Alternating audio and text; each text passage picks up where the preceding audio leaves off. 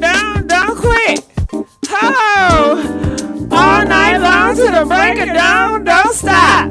Hey, all night long to the break of dawn, don't quit. Oh, all night long to the break of dawn, don't stop. Hey, all night long to the break of dawn, don't quit. Hey, yeah, baby. We up in this thing today, okay? Girl, it is some stuff we gotta talk about. Y'all ready for this? Okay. All right, hold on. Wait. Where my bobs? Wait, hold on, DJ. Give me that other beat. Hey, good morning. Good morning. How y'all doing this morning? Get up. Get up. Get up. Get up. Get up. Yeah. We got a lot of stuff to talk about this morning. What's been going on over this weekend? We gotta talk. Y'all ready to get in this thing? Make sure y'all like, share, subscribe to the YouTube channel. Gossip Girl XOXO.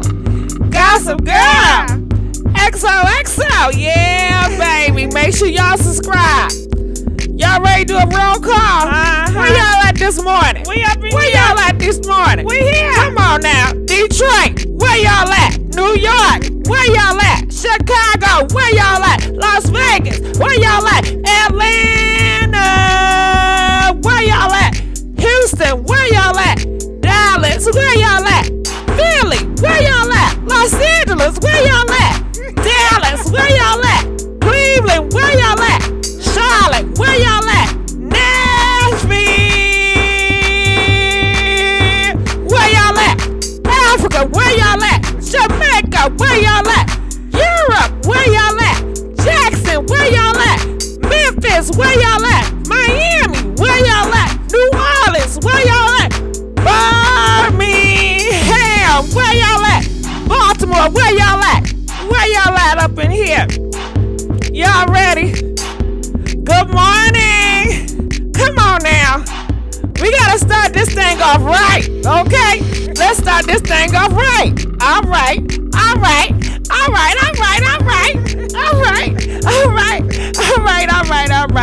So y'all ready to get in this thing this morning?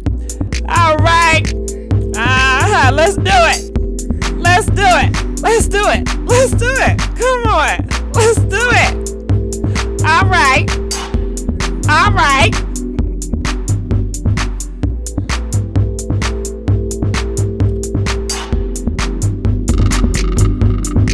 All right, how y'all doing? And you know what?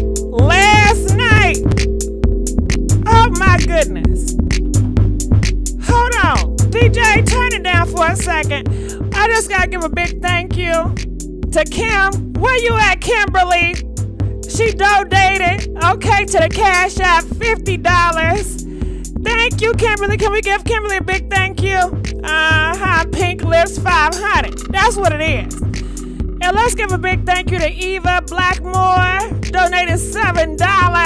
Thank you, boo. Let's give Miss Eva a big thank you, Miss Blackmore. Who got Tiffany? Where you at? Okay. Let's give Tiffany a big thank you, donating $10 last night. Okay, on Cash App, Pink Lips 500. All right, turn it down. How you guys doing? I see y'all up in here. Hey, Deanna C, Busy B, Laura. Okay, my people up in here. Can we please like the video? We begging for likes, all right? We begging for likes, yes we are. All right, so let's get on started. You guys know Bernie Mac. He's not here with us anymore. But his daughter has something to say, okay? She is talking about how he was a harsh dad. She's talking about the parenting was harsh. And you know what, Bernie Mac daughter? I should have got your name, but I agree with her. A lot of these parents have some harsh, toxic teaching. And it still affects us adults today, you know? And I see people are saying, well, you know, he gone now. He gone now. He gone now. He gone now. But you know what? what he taught her and the things that happened in their relationship, it still affects her today. So if she want to speak out about it, hell, she should have, it's her right. Her right. It's her right to speak about her traumas and what happened and how she is changing. And she talks about how she, teach her daughter. So we got a lot of stuff to talk about that. Who else we got to talk about? Coko. Coko from SWV. She got a message. She said, y'all not going to keep on trying to be shady towards her about her son. Yeah, girl, she got a gay son. She said, I love my gay son. Okay? Y'all not going to try it on my time. And she speaks out, so we're going to look at that. Oh, heck, and we got to talk about that Megan Thee Stallion.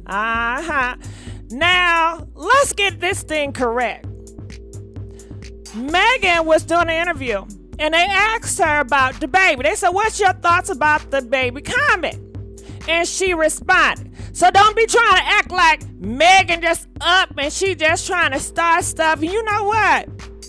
Megan have every right to speak on the LGBT community because she put the B in the LGBT. Okay? She is openly bi. They said she been out bi for a long time. Yeah, Yeah, so we got a lot of stuff to talk about. Y'all ready to do this thing? All right, so before we start, I'm looking in the comment section. I'd like to thank you. All right. Yes, we are begging for likes. All right, so let's get right here. DJ, turn me up a little bit. All right, let's try this for a second. Hopefully my volume is nice. So you guys know who this is, right? This is Simon. This is Portia's husband. He is back in the news. Why? I don't know. Just because he looked nice, he got the suit on. Go ahead, brother man. I know y'all don't care for him, but don't he look all right? You know, he looks all right with the tie and the suit. So people are saying it's giving a funeral director. Okay. I thought that was Wesley Snipes. No, they didn't. Keep it. All right. So let's continue on. So Latha, you guys know who she is, right? She's a big actress. Ain't she gorgeous? She's just lovely. Anyway, she want to let you guys know that she has stopped drinking. She said, you know what? I used to be drinking that drink real heavy. Yes, I was. And I couldn't stop myself. I would do so many crazy things. I couldn't even believe the stuff I was doing. She said it got to the point. It was just too much. And she said she has stopped. Okay. Now, people are trying to say that she stopped around the same time with our rumor. Remember that big rumor was out? They're saying that she took a bite out of Jay-Z. What was it? Did she take a bite out of Jay-Z or Beyonce? It was one of them. Look at here, People Magazine. It says, I stopped drinking about 3 years ago. Alcohol was not going well with me physically. It was not working anymore. It affected everything, and that's a part of the reason why I stopped. Because even if you're going out a couple of times a week, you're drinking. It was starting to affect me throughout the week.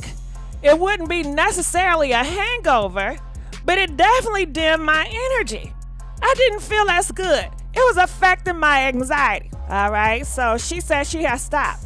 Now look what the blog said. They said 3 years ago, actress Latha, she was rumored to have bitten Beyonce on a face. Oh my God, it was Beyonce. Girl, she biting Beyonce on her face. That's not right. Nah, I'm not here for you, for Latha. I forgot about it. Honestly, I forgot. I thought it was the Jay-Z, but now she's out here biting Beyonce. Nah, that's my mama. I know y'all didn't know that, but Beyonce, that's my mama right there. She out here biting my mom. Nah, Latha, you gotta go. You know, you was a favorite, but now what do y'all think about that? Comment, let us know. Please like this video. We are begging tonight. I'm looking in the comment section. That's what I told. He thinks all the Randy American Idol, all Simon did was there. What y'all talking about? Okay, it hurt to hear. I didn't forget. Well, I forgot. So let's look at it. Who is talking to me? I don't know why Alexa talking to me, but anyway. Nah, they got these long. I'm not about to read all this. All right. And why am I hearing static? Are you guys hearing static out there? Anyway, I'm so proud of you, Selecta. You know what I'm saying? A lot of people, you know what else they talking about as far as alcohol is concerned? You know, in the airport, right? They be serving drinks. And on the planes, they be serving drinks, right? They are saying they're going to stop all that. They're saying it is too many people putting a pause on each other because of that alcohol on that plane. And I agree. Did you know I went on a flight with a friend of mine and he did not know how to hold his alcohol. It was so embarrassing. He kept on drink after drink after drink after drink, all up in everybody's business, making a damn spectacle. I was so ashamed. And you know, when the person drinking, you can't tell them nothing. They act so damn goofy. Can't you just sit down? Okay. I can't. So you know what, for that, because who I was with, I agree, they should ban that. Comment, I want to know, what do you got to do? Do y'all think they should ban alcohol on the plane? I don't drink alcohol. I never tried alcohol, so I may be biased, you know? But press 1 if you feel like alcohol should be banned on an airplane. Press 2 if you feel like it should not. Comment, we want to know what y'all feel about that. So let's keep on going here. This is my song. All night long. All night long. All night long. Okay. All night long. Okay. All night long. Okay. All night long. All right. All right. Here we go. Oh. All night long to the break of dawn. Don't stop. Okay, let me stop. Anyway, so this your boy, Soldier Boy. Nah, what the hell his name is?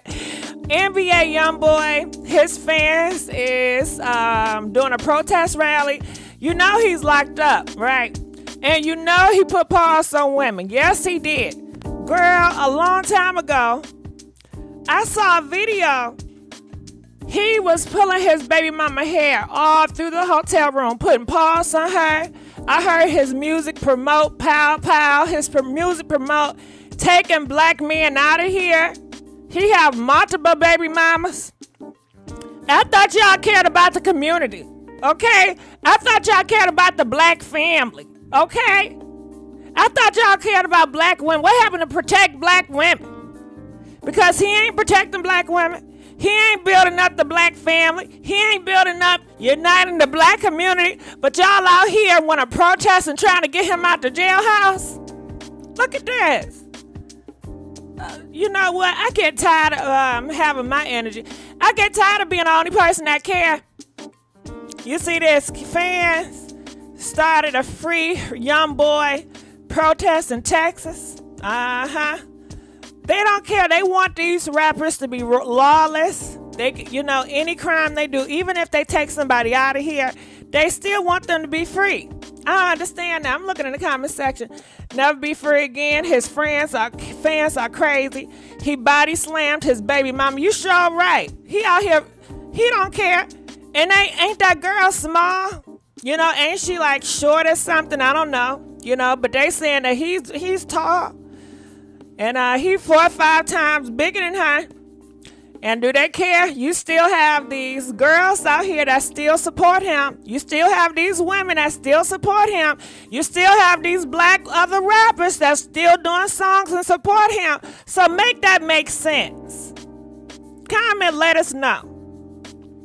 Why they still supporting this man? He isn't worth it. I don't know why people fight so hard for these losers. He got dents in his head. All right, so this is the young boy protesting for his freedom. Y'all think young boy has the most loyal fan base? That's what they asking. All right, people, I said, what they say in the comment section? They said, I've counted 6 clowns, so I guess it's technically qualifies as a protest.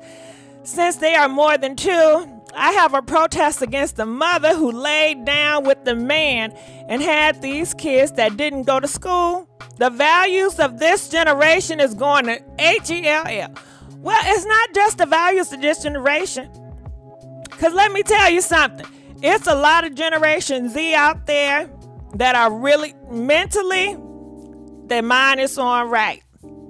You know, he is not the reflection of the whole Generation Z. Because I be seeing them, and they be doing their thing, you know. And every generation, they got them knuckleheads, criminal people. I know I got some older people in my family. That's a part of y'all generations, the ones that's talking up in these comment section. Yeah. I got some older people in my family that's cray. They in jail right now.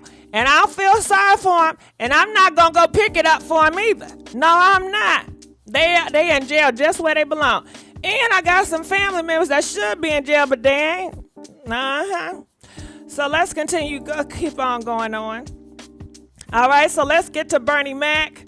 Come on, DJ. Give me something now. All right. So Bernie Mac's daughter is speaking out, and she says his teaching was very harsh. All right, so I'm going to let her tell her story. Please like this video. We are begging for likes. Here we go. And I tell people this all the time because everybody assumes the character of Vanessa is like me. And I'm like, no, I was Jordan. I was the sensitive one. I wasn't oh yeah, minus the mischief. I wasn't mischievous. I was you tell me to do something, I'm doing it. Okay, but I would cry at the drop of a hat. I was very free with my emotions when I was a kid.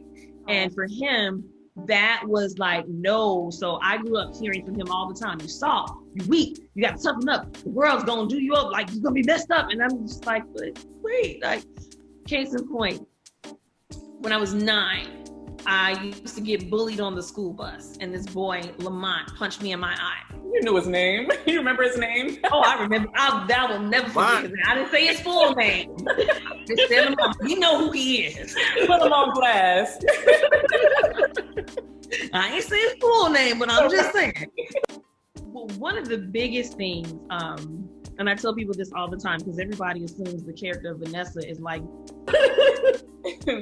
But when I got home and my dad saw it, he came back out to the bus, he cussed the little boy out, and I'm behind him like, yes, my dad got me, all right.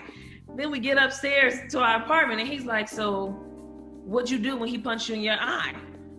I thought that was a dumb question. I was like, I cried, it hurt. Like, oh, what you mean?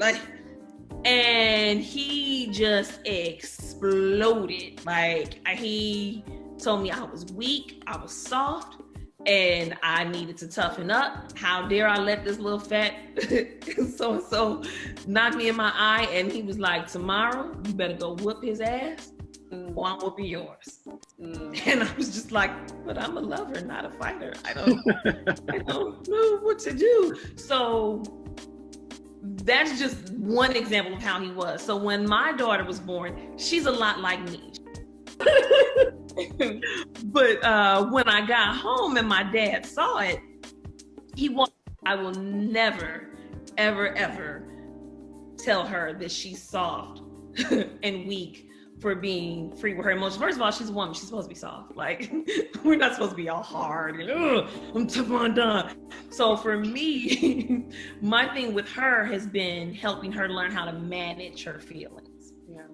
So I always tell them, your feelings are fine. Whatever you feel, that's valid and that's fine. But we've got to work on how you manage them. There's a time and place for everything. So everything can't be the same emotion. You can't have a level 10 reaction to everything.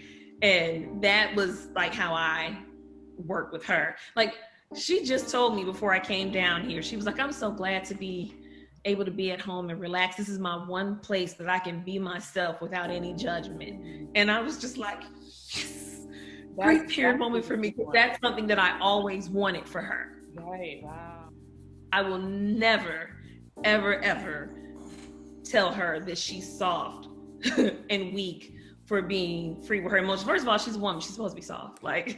We're not supposed to be all hard and I'm tough on done. So for me, all right. Comment, let us know what you guys think about that. All right, let's get a number count. If you feel like Bernie Mac told her right, press 5. If you think that he told her wrong, press 7. Comment, let us know. All right. I think he told her wrong because clearly it still bothers her to this day. And let me tell you something. Your feelings are valid. You know, clearly that haunted her. She said, you know what? I'm not going to continue to have those same parenting skills that my father did because it didn't do good for me. She said, I'm not like that. And we all are not fighters in this world. You know what I'm saying? She didn't feel safe in her father's home. She felt like she had to continue to go back and forth and battle her daddy because her daddy was trying to make her something that she wasn't. All right, so she said, now I tell my daughter, and she said she happy that her daughter feel like, you know what, this is home. This is home. I can relax. I don't have to go back and forth with my mom. You're not trying to force me to be something that I'm not. I'm with you when you're right, girl. All right, so let's look at these comment section and then we'll talk about it personally. All right, so people are saying his comedy was based on this. It's crazy how we can make light of trauma in order to cope. He probably hated himself for this. I hope they reconcile before he passed. All right, Jessie Woo. All right. I don't know if y'all know her. Shit, I don't know her that much. I just be seeing her on the internet. But I agree with her first part. We make light of trauma too much. Too much. Everything ain't a funny. Ain't everything not a ha-ha and a he-he. You know? So, I agree with that. Another person said, I can see this. I don't think she is complaining. Just telling how she grew up in the house. All right? She's telling her story and hold on. It's all right. All right? That's all right. It's a part of her story, you know? I don't think she came out to be malice, to make people look at her father in a bad light. She just had some bad experience. She didn't like his teaching. Shit, I don't like my parents' teaching either, you know? But overall, my parents were great parents. But it's some things I do complain about, and I complain about it right now if y'all want me to, okay? Y'all want me to complain about my parents real quick, okay? All right, so let me keep on going here. Somebody says, I didn't expect anything less from him. We liked him like that. All right, so some people said we like his ass being toxic. That's what we like. We like toxic fathers. And some people out there, they do. You know, that's sad. Just because we enjoy his comedy, she isn't allowed to speak on past trauma. I don't get how people pick and choose what's okay to speak up about. Hell, we still speaking on shit about 100 years ago. It's her story. She can tell it. I'm with you that girl. You know what it is? Protect Bernie Mac. That's all it is. They just want to protect Bernie Mac. Don't say nothing wrong about Bernie. Oh, we put him on a pedestal. He's a celebrity. We love him. He can't do no wrong. It's just like that Uncle Bon in the house. He did some wrong, but let's bypass it because he bring the family turkey legs and he gave us some money. So let's not talk bad about him ever. Now he do some wrong. Ain't nobody perfect. You know, some worse than others. So I agree with her. You know, a lot of people out here, they don't want you to speak about their favorite. I'm looking in the comment section. Yes, complain real quick. Oh, y'all love me. Y'all love me telling my business, huh? And talking about my motherfucking people. All right, let's keep on going. I'll do it in a minute. Now, it's funny because sometimes it's like when people want you to do stuff, now you don't want to do it. But if they don't want you to do it, then you want to say something. It's weird. Somebody said it sounds like old school parenting to me. Definitely doesn't make it right. But that's just how parents used to be. It was their way of thinking they were making you tough. All right? So how do you guys feel about that? Making you tough. All right? So you can't just be a child anymore. I guess back in the day, you could not just be a child. Can you be a child today? Do all kids should have to worry about being tough in their own neighborhood full of black people? Are we ever going to come to a place where we're going to be for real and try to unify, stop the hate, Stop the discrimination. Stop the judgment. Stop feeling like you better than the next. Stop the pow. Stop the sugar boogers, okay? Stop the cussing out. Do they ever want to get to that place? I don't know. I don't see it. I think it's all talk. I know. I'm just speaking on my experience, being in the hood on the east side. It's all talk, because they still cussing these kids out. Yes, they is. Call them all types of bees and hoes. And MF, you ain't gonna be shit when you grow up. Yeah, still today. Still putting paws in front of their kids. It's horrible. And I sure want to call them folks on them people, or my family members, but I can I do that? If I do, I'm gonna be X'd out the family. That's why it's best I just stay away, because I don't want to see anything, because I'm going to end up calling them folks on their ass, okay? And yes, let me tell you something. I called the folks on my family. Yes, I did. I called the folks on my family, y'all. I called the folks on my family. I just want to know, have y'all ever called them folks on y'all family? Have y'all ever called what they call CPS people? Comment if you ever called them folks on your parents. Press 10, okay? I sure did. I said they forcing this agenda on me, y'all. Okay. I was going to school and my friends was like, why are you so sad? Why are you so depressed? What's going on? I said, y'all, they doing me wrong in my household. Yes, they is.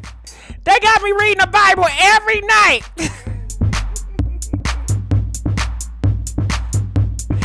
They got me reading the Bible every night. They forcing this stuff on me. Okay? I can't do nothing. And they put the pause on me, y'all. All right? And when I was in high school, when I tell you, I had some of the most supportive friends. It was a group of us, a whole bunch. They said, oh, hell no. They said, you need to go talk to the counselor. They said, no, talk to the counselor. That's not right. He shouldn't be putting his hard hands on you. And at this age, I was staying with my stepfather, which is my father. And my stepfather, he's military. He's very Southern, Christian, businessman. And his beliefs is a child don't have no rights, okay? You don't got no damn rights up in this house. You can't even ask a question. Are you questioning me? Okay. You can't say in America we got the freedom of speech. Not in his house. Okay. You can't even ask questions. I'm sorry. I didn't raise to have freedom of speech. Okay, I wasn't raised like that. But child, it was one time. Man, he put the pause on me. Yes, he did, child. And my friends was not having it. And they said, you need to talk to the counselor. And I went over there. I talked to the counselor, y'all. Yes, I did. And I remember my counselor name, but I ain't gonna tell you. But she told my friends to leave the room because they was there for support. Okay? I miss their ass. I really do. Anyway, I told her what was going on. That same weekend, they had them folks coming at my house. Yes, they did. Yes, they did. They had them folks coming to my house. Yes, they did. Oh my God. They had them folks going in my house. My mama was mad. My mama was mad. Yeah, she was. Uh-huh. But you know what? They ain't put their hands on me no more. They ain't put their hands on me no more. They ain't put their hands on me no more. Hell no. They ain't put their hands on me no more. Hell no. They ain't put their hands on me no more. Hell no. They ain't put their hands on me no more. Hell no. Nah, that got them stopped. Then they try to scare me. You know they gonna send you away from here. You know they gonna send your ass away from here. Okay. I'm like, all right.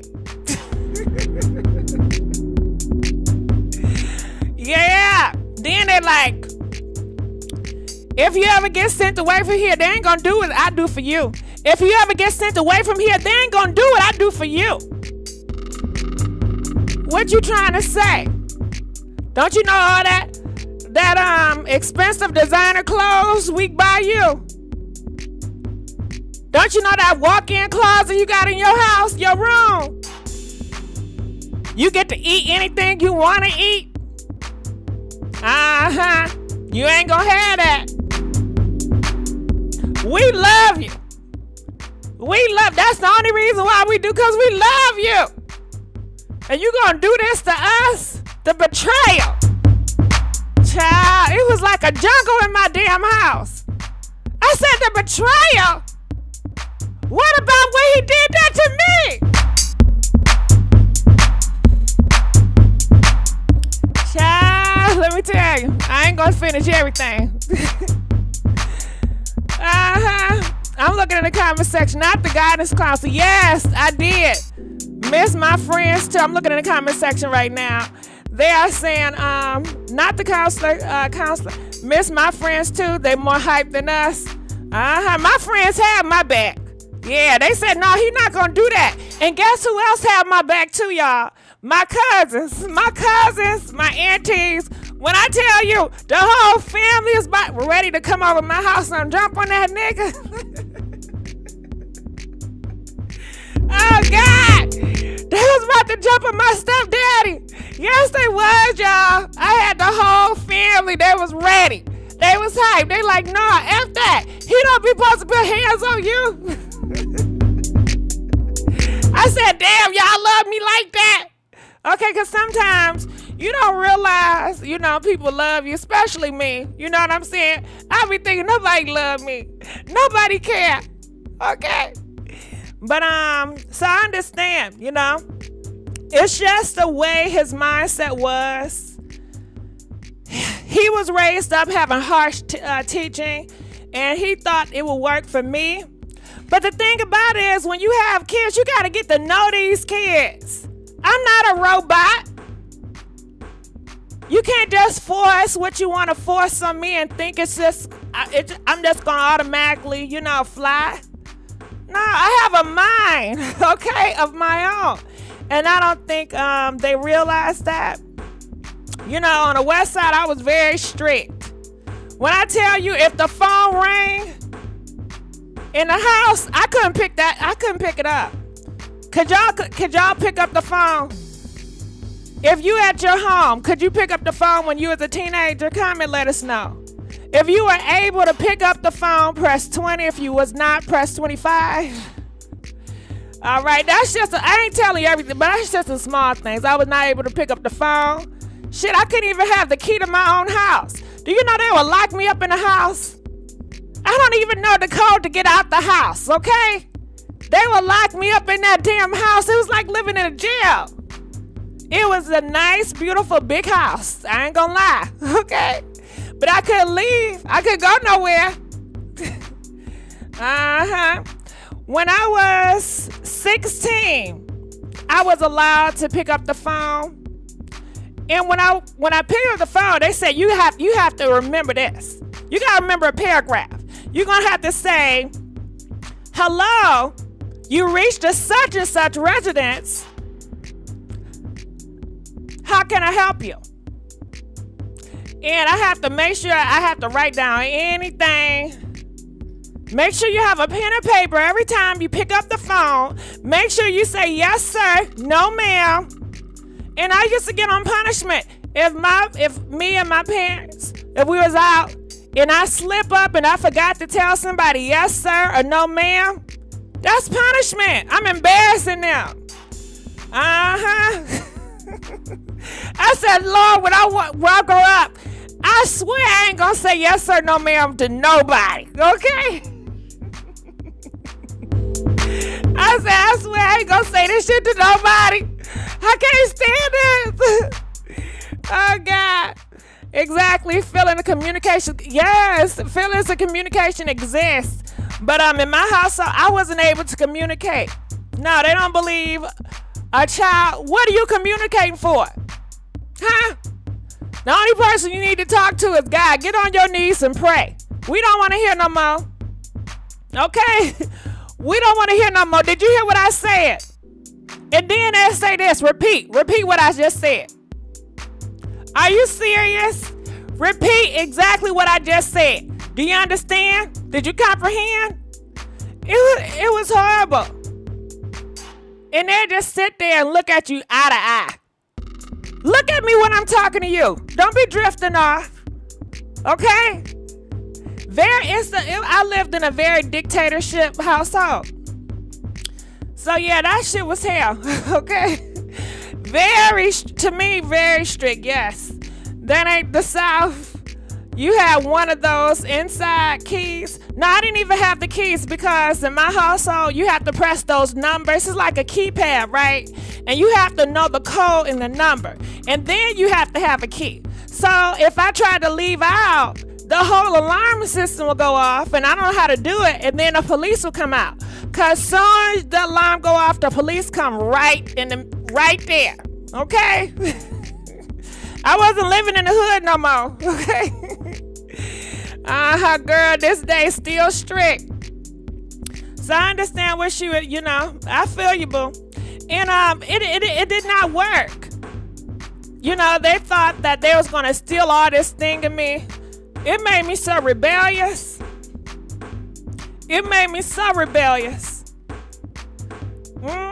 That shit don't work. I was doing so much. And they didn't even know because I couldn't talk to them. It's not like I had parents I could say, hey, I'm going through this. This is what I'm going through in my life. What? You going through what? Nah, we didn't tell you to do that. See, you're disobedient. You are disobedient. You supposed to go to church, do this. It was at a point they took away all my friends. Every friend I had was worldly. Cut them off. And we used to go to these, I don't know if you guys ever did it, if y'all grew up in a Christian lifestyle. But we would go have the church group meetings, right? Where we'd go to different people in our church houses. And we have fellowship twice a week. And those are my new friends. The people at my church and the people I go fellowshipping with. And I don't know these people. I have to go to different strangers' house, okay? But you know what? At first, I thought it was going to be horrible. And my family said, you know you in the cult, right? You know you in the cult, right? I said, yeah, I know. You know you in the cult, right? I said, yeah, I know. It definitely gave cult vibes. But the friends I met through there, they was like, listen, we can't stand our parents either. I said, for real? No, we can't stand their ass either. And I found harmony in those friends. We rebelled together. We had each other back, okay?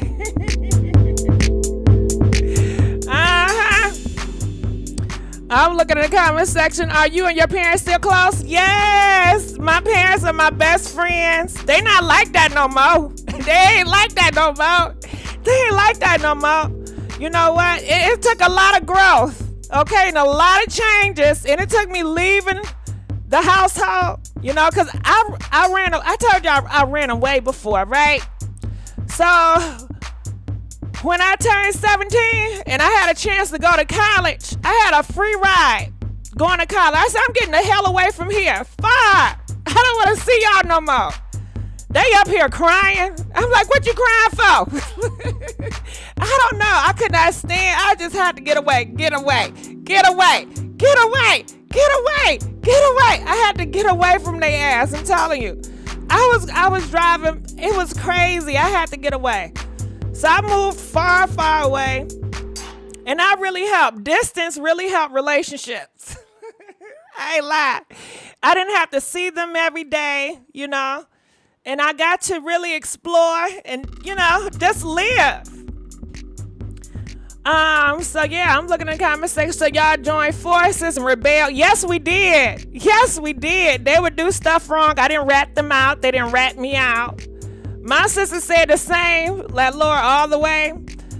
Look at how people, okay, with Dr. Dre started being homeless. That's how we parent, straight garbage. Some parents would never own stuff that's sad. You're right when it comes to that. You're definitely right. But just to let you know, my parents, they are not in a cult anymore. They don't have those beliefs anymore. You know, we have a great relationship. I talk to them every day. Okay? The journey of life, right? Ain't it beautiful? Ain't it beautiful? But it took a long time to get there. Okay. So let's continue on. This is Monica and Kim Kardashian. Yeah, a lot of y'all did not like them together. What do you guys think about this picture? Kim Kardashian and Monica. People out here saying that Kim Kardashian is gonna use you. Yeah. And then people saying Monica, see, Murder ain't getting out. Cause the rumor is that Monica is being close to I'm gonna call this girl Kim Kardashian to get C Murder out. So they saying, listen, honey, C Murder ain't getting out. You can stop the funk, you know, but we'll see. What do y'all think about this friendship? Comment, let us know. People are saying Kim look like a sexy secret agent. Monica is serving looks. They both look good. Monica always serve. Kim look like a super fly, super spy. Monica, everybody loves Mo. That speaks volumes. All right. I'm looking in the comment section real quick. Turn it down. All right. Although I rebelled in a way, I thank God she stayed on my behind. All right. Busy B said, I thank God my parents stayed on my behind. I say no. I don't feel that way, Busy B. I know that's your truth. No. You know what? You know what I wish? I wish I had parents that I can honestly come to talk to. I wish I had a home that I felt like a home, that I can relax. I don't have to walk around my house acting uptight, pretending to be something that I'm not. I wish I could be honest and say, hey, this is what I'm going through in my life. I couldn't, you know? It was not a safe environment. It was not a safe space. It was very strict. And I got a lot of privilege. I had my own room. I had a walk-in closet, my own bathroom. I got anything that I wanted materialistic-wise. But it was not a safe environment for me mentally, for me spiritually, you know? It was not safe for me mental, my spirit. But physically, it was all right, you know? So, nah, I didn't have that same, you know what I'm saying, on the west side. But then on the east side, it's a whole different vibe, okay? And then staying with my daddy, it's a whole different vibe, okay? Different problems, all right? But let's continue on. So let's see what else got going on here. All right, so you guys know, I'm looking at the comment section. It's difficult to do that with the parents. Kim K only has sisters, not true friends. It's a reason Beyonce never wanted a friendship. You're right about that. Beyonce never wanted a friendship with Kim K. And for good reason. Every time Kim K had a good friend, what'd she do? Always do them dirty, steal their man. Remember she was good friends with Black China? Remember they friends with Trina? I mean, how do you go through all these girls and you do these girls wrong time after time? And you still have black girls hooking up with these people. Because I guess Monica say, she ain't gonna do it to me. She ain't gonna do it to me. She ain't gonna do it to me. She ain't gonna do it to me. She ain't gonna do it to me. She ain't gonna do it to me. All right. That's what everybody else said. So we just see how this go. All right. Because right now, Kim K, she's close with Lala. And she close with, I guess, Monica. But I know her and Lala, they supposed to be best friends right now. So Beyonce didn't have nothing. Beyonce parents looking for that bag. All right, so let's continue on. So this is Tiny's daughter and T.I.'s stepdaughter, Zanique. And she is confirming that the family hustle is canceled. All right, she said, y'all took that away from me. Child, talk about the cancel culture. Talk about the cancel culture. But I thought it wasn't real. I thought the cancel culture ain't real. Maybe it's not real. Maybe it's just canceling bags and canceling shows. Canceling bags and canceling shows. I'm gonna cancel that bag. I'm gonna cancel that show. I'm gonna cancel that bag.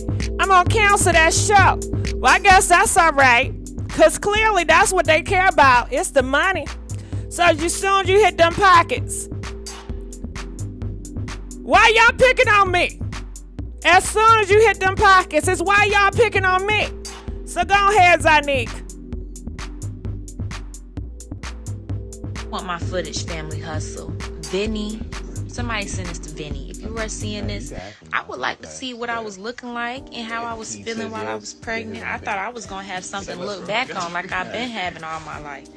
But y'all took that away from me. Now I don't know how I was acting when I was pregnant. I don't know what I was looking like. Whatever. Vinny, send me that footage for real, bro. Yeah, I want my footage, family hustle. Vinny, somebody send this to Vinny. If you were seeing this, I would like to see what I was looking like and how I was feeling while I was pregnant. I thought I was gonna have something to look back on like I've been having all my life. But y'all took that away from me. All right, people in the comment section say no, your parents took that away from you. When I was pregnant. I don't know what I was Your parents took that away from you, Zanique, but you... Whatever. Hold on, I ain't even pausing on her.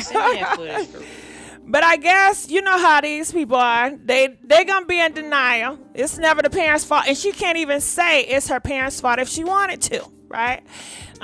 People are saying not her blaming us, cause her mama and daddy freaky. Well, time's out. Can we stop saying that? That T.I. and Tiny, they're freaky. That's not freaky. That's disgusting. That's taking advantage of somebody. You know what I'm saying? If you putting sugar boogers and somebody drank to do some stuff with them, and you know in their right set of mind they would never do, that's taking advantage of somebody. That's not, I'm tired of y'all keep on hollering something freaky and it ain't freaky. It's disturbing. It's disturbing. That's not freaky. You know what I'm saying? Talking about some your mama dad. Nah, that's more than a freak. Anyway, she said, nah, sis, you're going to have this talk with your people and leave us regular folks out of it.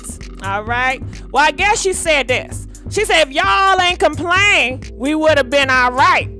If y'all didn't complain, we would have been all right. If y'all didn't complain, we would have been all right. So she blaming y'all. Yeah, she blaming y'all.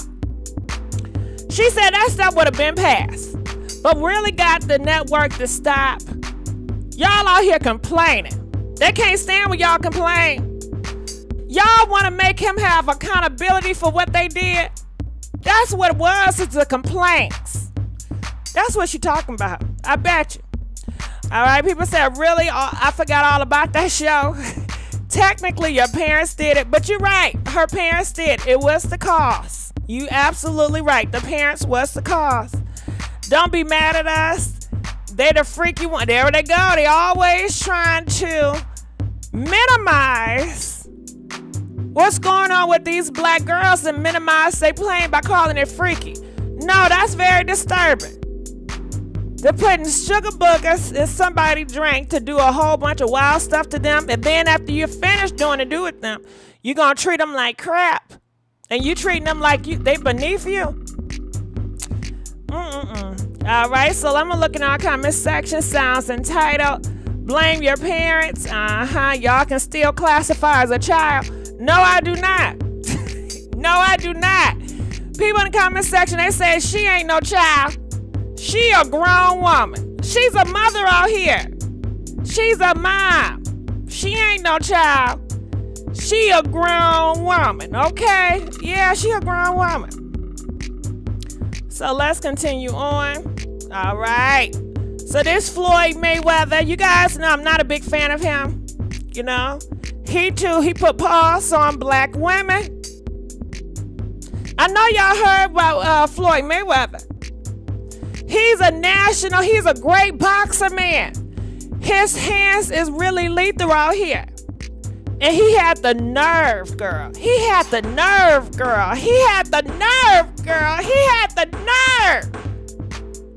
To put his weapon hands on a black girl, a black woman he said he loved. His black woman that produced his kids. Could you believe that? Somebody as strong as him, he get paid based on his strength, knocking big old people down.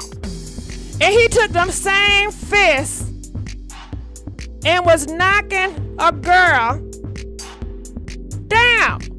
And he's 10, 20, 50 times stronger than her? Out of line. But guess what? He got money. He's adored. He's a celebrity. So y'all bypass that and y'all forgive him. Y'all ain't gonna cancel him. Even if she came out and she told her story. Yeah, she came out and she told her story. But y'all blamed her. Well, why you was with him then, child? Well, you know he wasn't shit when you got with him.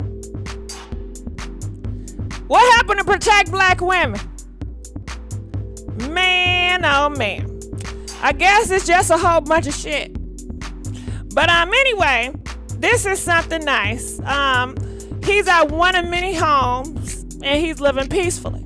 Okay? So this is one of his big homes. You know, he got a whole bunch of money. Yep, that's him right there. Yeah. So when you have these little boys and these young people growing up in this world, they're looking at Floyd Mayweather. Well, he put paws on black women. And they still love him. He put paws on black women. And they ain't cancel him. You get what I'm putting down? Yep, so they do that too.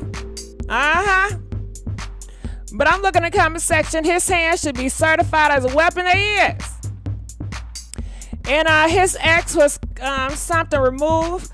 Protect black women is a joke. You right about that, New York, New York. That's what it seemed like. But who support him? What groups are supporting him? That's the problem. But there it is. He's out here. He's living his best life. He never have to worry about, another man putting paws on him. But he don't mind putting paws on these other women out here. All right, so let's continue on. All right, so let's see who we got. We got, what's her name? Tiana and Herbo. You guys know they're in a relationship, Herbo. That's that man at the top. That's her boyfriend. Are they married? I don't know if they're married or not. But people are saying, the girl, are you pregnant again? Because you know she had a baby. Yes, she did. And she said, you know what? I'm thinking about it. All right. She thinking about having another baby. All right. So I guess congratulations to her and him. I don't even watch boxing. I don't even do. Y'all need to stop worshiping these demons like y'all. All right. So let's continue on.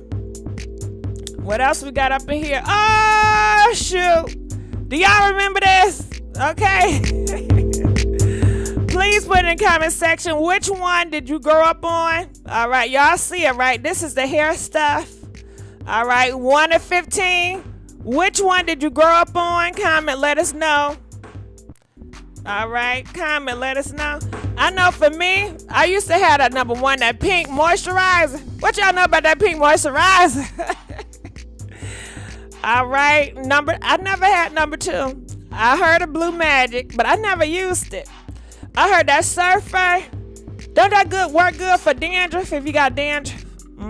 Okay, I can tell you about Murray number 8. Murray number 8. Murray number 8. Hey, Murray number 8. Murray number 8. Okay, let me tell you something about Maury number 8. So when I was young, right, I always wanted mascara, you know, but my parents was not about to buy me no mascara at a young age, you know, when I was young. So I said fine, because I was always into lashes. So, you know, I used to take the Maury mascara, right?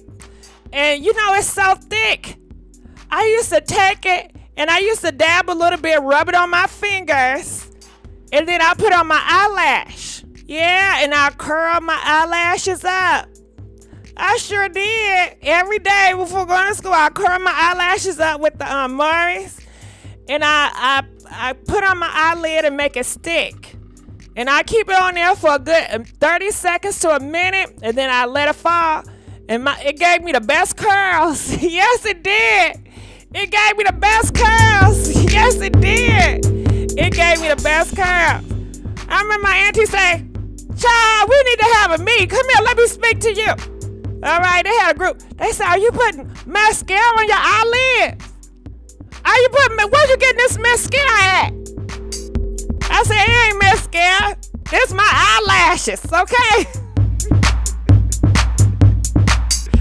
And it was my eyelashes, but they made my eyelashes pop. And I ain't lie, I just didn't tell them I was using Murray's.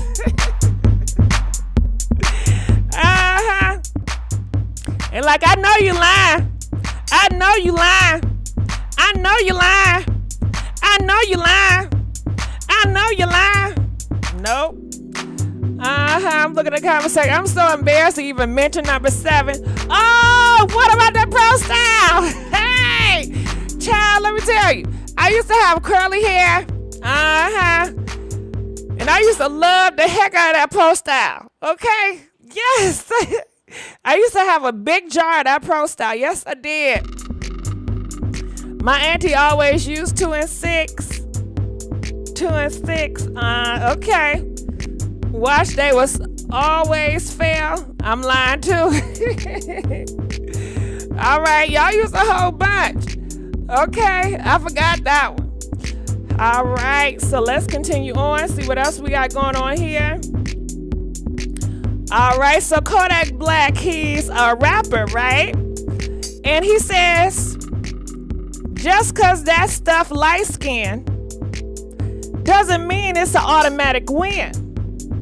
You gotta know real beauty. Laughing out loud. Just because that shit light skin doesn't mean it's an automatic win. You gotta know beauty. Laughing out loud. Why he referring to them as the shit? Just because that shit ain't light skin. Hey, just because that shit ain't light skin. Just because that shit ain't light skin. All right. Clearly he's talking about women out here. But you see how he referring to it. He referred to it as shit, right? Anyway, he said, anyways, it was cool while it was. But that red stuff is dead, y'all. He says, I'm back black. I'm back black. I'm back black. All right. So it looked like he's going to be back pandering to black women or dark-skinned women or brown-skinned women. Because somebody done hurt his feelings. Some light-skinned, red-boned and hurt his feelings. Yes, they did. Yes, they did. They done hurt his feelings, y'all. And people in the comment section, I'm going to say, who hurt his feelings? Beautiful, all shades. He can stay right where he is. All right. So colorism is just a phase now. All right. So much is wrong with these tweets. But then again, so much is wrong with him. So yeah. All right. This thing has some nerve. No decent black woman wants him. Milk chocolate, what he like. All right. Why does he dye his hair blonde? They all dye their hair blonde. They dye their They dreads blonde, their hair color purple. I mean, ain't nothing wrong with it. That's his hair. That's his prerogative. I think the only problem that I got a problem with is when it comes to black girls wearing different color hair. These the same niggas that always got a problem. Why can't she wear black hair? Why she gotta wear them colorful hair? That's so embarrassing. We know your hair ain't that color. Why you gotta be wearing that blonde? You don't love yourself? You trying to be like the other women out here? That don't look right on you. That don't fit on your dark skin. You too dark to have that blonde hair. But yet, I guess the niggas can do whatever they want to do. Because they be rocking blonde hair, blue hair, pink hair, red hair. But do anybody complain about that? Do anybody complain about that? Do anybody complain about that? Do anybody complain about that? Y'all don't even complain about it. Y'all don't even complain about it. Y'all don't even complain about it. These black women out here, they do not complain about their color hair. Okay? But every other day, every other minute, they on the internet talking about black women hair, their eyelashes, their lipstick, their clothes. And it goes on and on. But anyway, let's keep on going. Whomever had him hard. All right, so let's keep on, see what else we got going on here.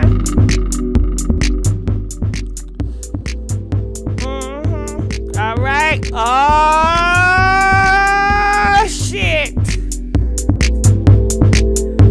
Oh, shit. Oh, God. We ready to get back on here? Because you know it's always some friction, right?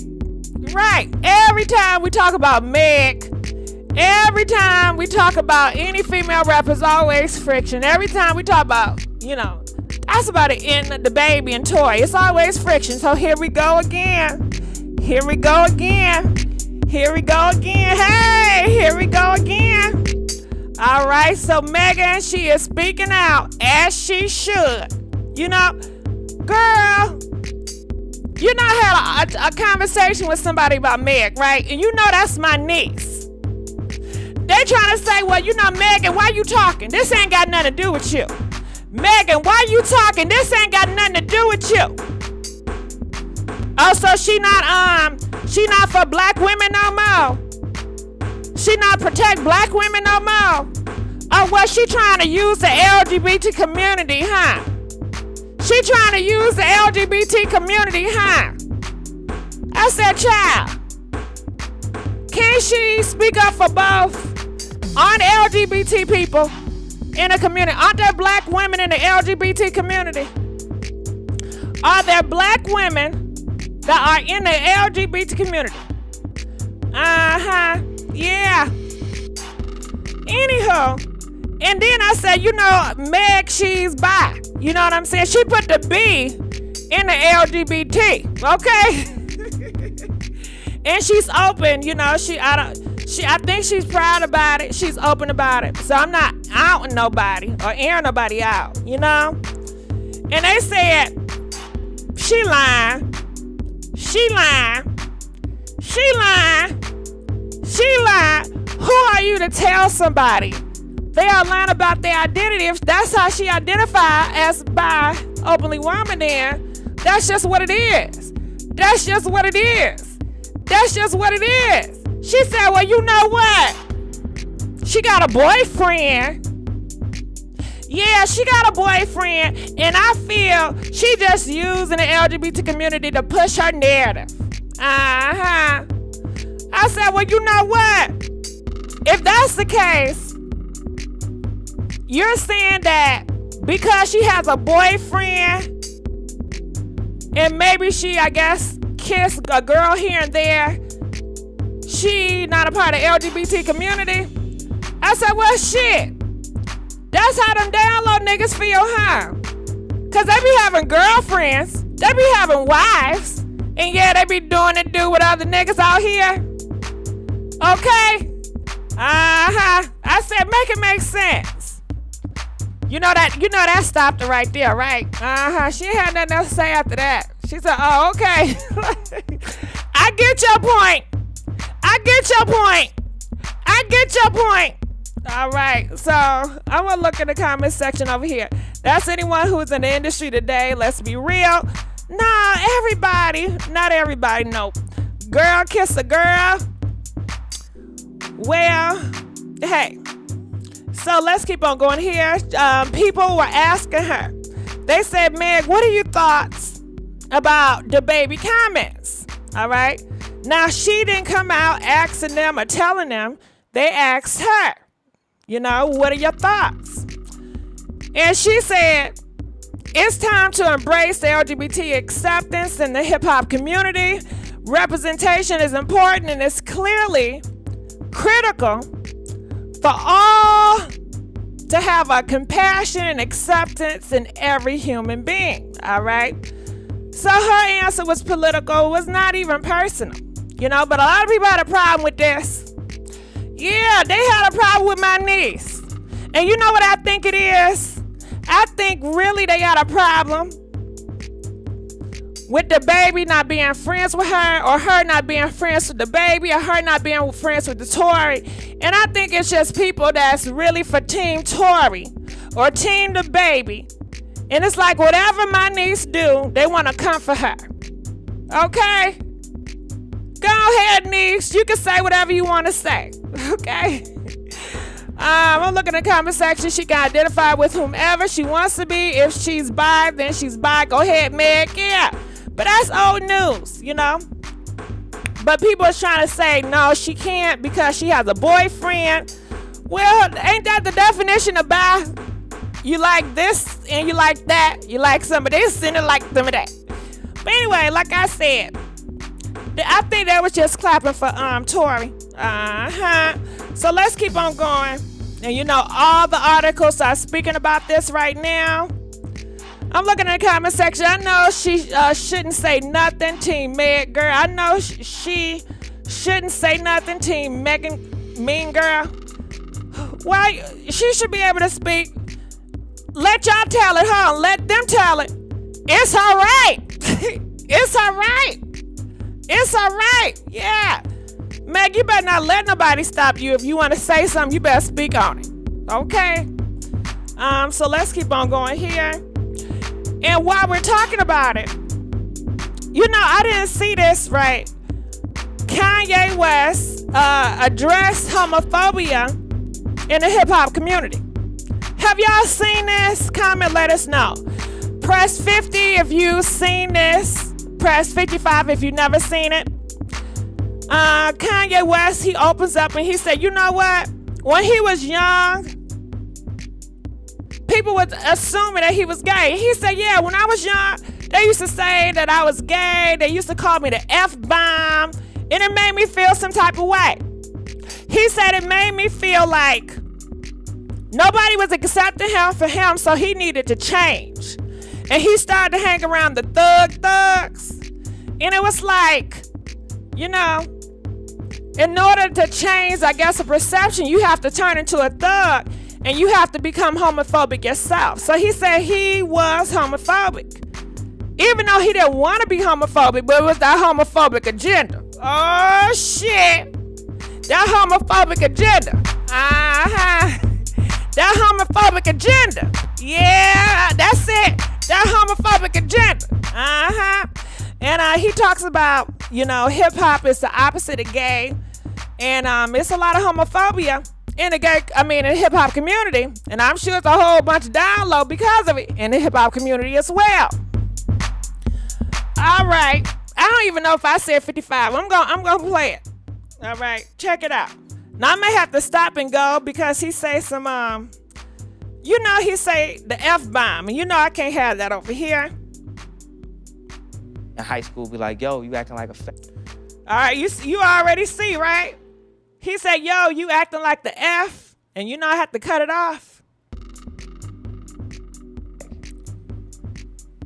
You acting like, dawg, you gay?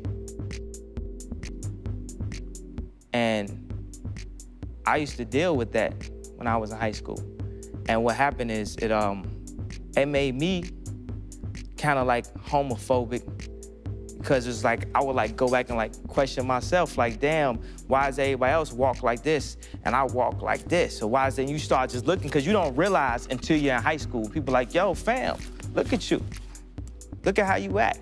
If you see something and you don't want to be that because it's such a negative connotation towards it, you try to separate yourself from it so much that it made me homophobic.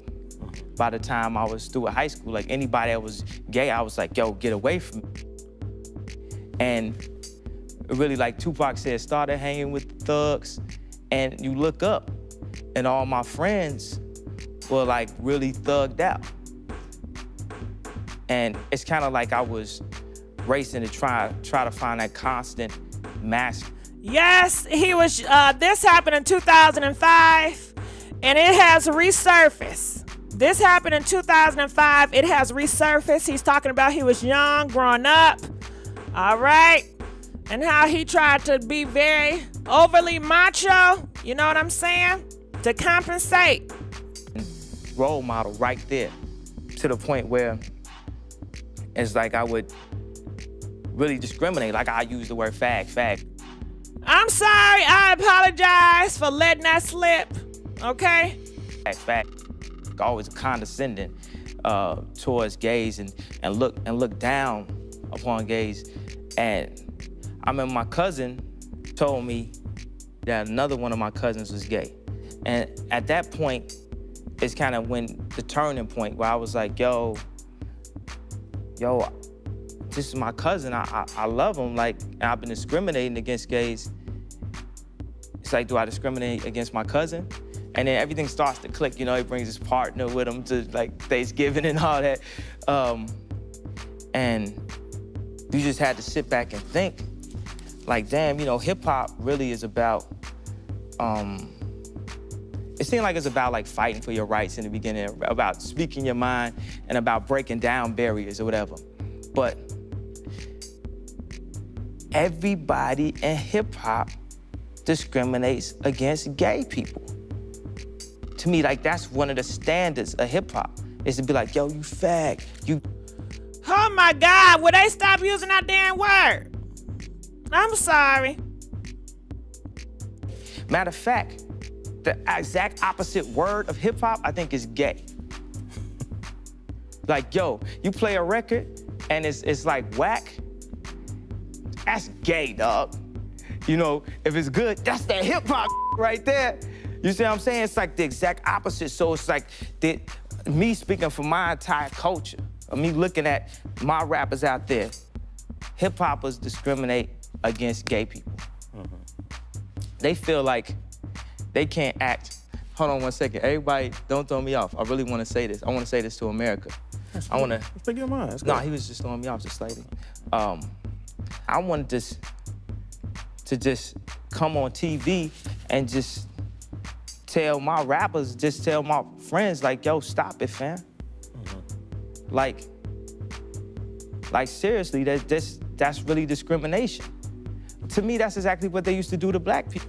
All right, so that's Kanye back then, which has resurfaced. And you know what? You don't have to be a part of the LGBT community for speak up, you know? People are allies everywhere. But let's continue on. You know, because they definitely tried to get up my girl Meg. They did not want her to speak on nothing. Why you talking about that? Why you talking about that? Why you talking about that? It's her right. It's her right. It's her right. It's her right. Why you talking about that? It's her right. It's your right, niece. Okay? I'm looking at the comment section. He used to be so cute to me back then. Uh-huh. All right. And you know what? Y'all have known my feelings about this. And I've been talking about this for a good week or two. So you know I said, I would love to display or highlight other YouTubers that I believe in, that I believe that's pure, and stand up for black women. That's not out here calling, you know, disrespecting nobody.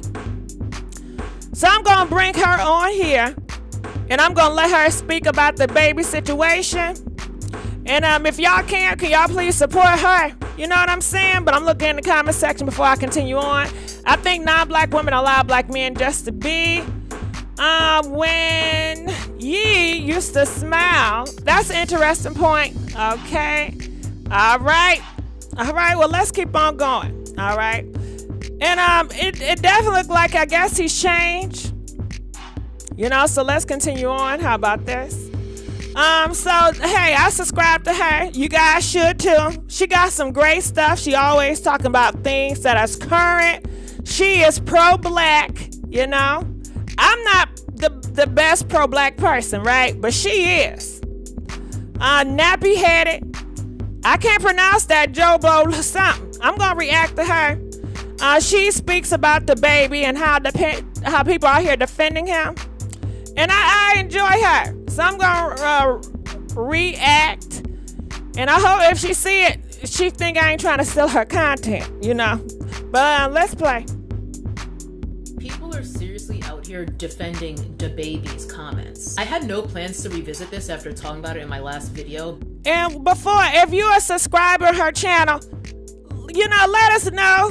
All right, hashtag Nappy. If you're a subscriber already, do y'all already know what's going on with Nappy?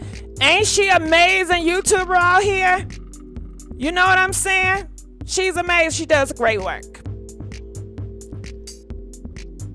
A few days after I filmed, Dababy started feeling the consequences and had to issue the apology. Let's not forget that consequences are not the same thing as accountability. Accountability can neither be forced nor enforced, not really, because that would mean holding yourself responsible for your actions and then making changes, and no one can do that for another person. Accountability has to come from Dababy his own self, and I'm not going to hold my breath. The second statement he issued, which he clearly did not write, did actually contain the words, "I apologize to the LGBTQ plus community." Unlike the first statement, which was much more along the lines of, "I said what I said." But the second statement, the one that actually contains the words, "I apologize," most of that is the usual crap about Dababy needing to learn and grow. And it spends most of the character limit trying to paint Dababy as the victim. All right, I'm gonna stop. I apologize for, I didn't mean to call her the Nappy. You know that. It's just her first screen name is Nappy Headed JoJo, you know, so, hey, well, just hashtag, I know her, okay? I'm not trying to be offensive, okay? Because you know how people, they swear I'm insensitive. I'm not. I love her. I enjoy her. I support her. So let's continue on. Thing that we must never forget here is that his publicist, or whoever actually wrote this statement, only cooked this up after Dababy was being removed from Lollapalooza and other festivals. In other words, after his bag was being affected. The last time that I talked about this man, I did mention that there have been plenty of other instances where he has shown that he is a garbage person. We've been new. His misogyny, colorism, and violence is well documented. But what Dababy said in his rant is not unusual, let alone unpopular in rap. Misogyny and rap go together like peas and carrots. Equally f***ed up, homophobia in rap is as old as rap itself, which has everything to do with homophobia in Black and brown communities being off the charts. The pervasiveness of anti-LGBT attitudes is too big of a beast. It's too massive of a problem to even tackle in this video. For now, I'll just say that this stems from trying to conform to gender and race roles that hurt everyone, including cisgender men. I'm not going to claim that it hurts them equally because that is false. Nonetheless, the existing archetypes of what masculinity means, what it looks like in an anti-Black patriarchal framework, hurt everyone. Even though the terms that we use, you know, LGBTQ, non-binary, two-spirit, etc., even though these terms are newer to some of us nowadays, the existence of people who identify in these ways predates the gender binary. They predate heteronormativity, and by a lot. In a nutshell, gay people, trans people, queer people have all existed existed way before homophobia did as we know it. That bullshit only came along with puritanical colonialism and the myth of white supremacy. Freedom never has and never will trickle down. What trickles down is oppression, and if I say it once, I've said it 1,000 times. Ain't nobody free till everybody's free. Better said, only when the most marginalized among us are free, then and only then will we have destroyed the systems that oppress us all. And when I say most marginalized, I'm talking about people who experience the most intersections of oppression, you know, being black, being queer, being poor, the list goes on. And all right. All night long. All right, so y'all already know what's going on, okay? These ads on internet, you know, they keep on popping up. But let me know how you enjoying her. You know what I'm saying? If I continue on or I just move on. But, you know, she can speak in ways I cannot speak, you know? And I like people like that, you know what I'm saying? Because how she speak with her words, how calm she is. I'm like, dang, girl, you be going. And she be knowing her facts. She be knowing what she be talking about when she be talking, you know what I'm saying? I just be talking based on experience, you know? But she know the book, she know the terms.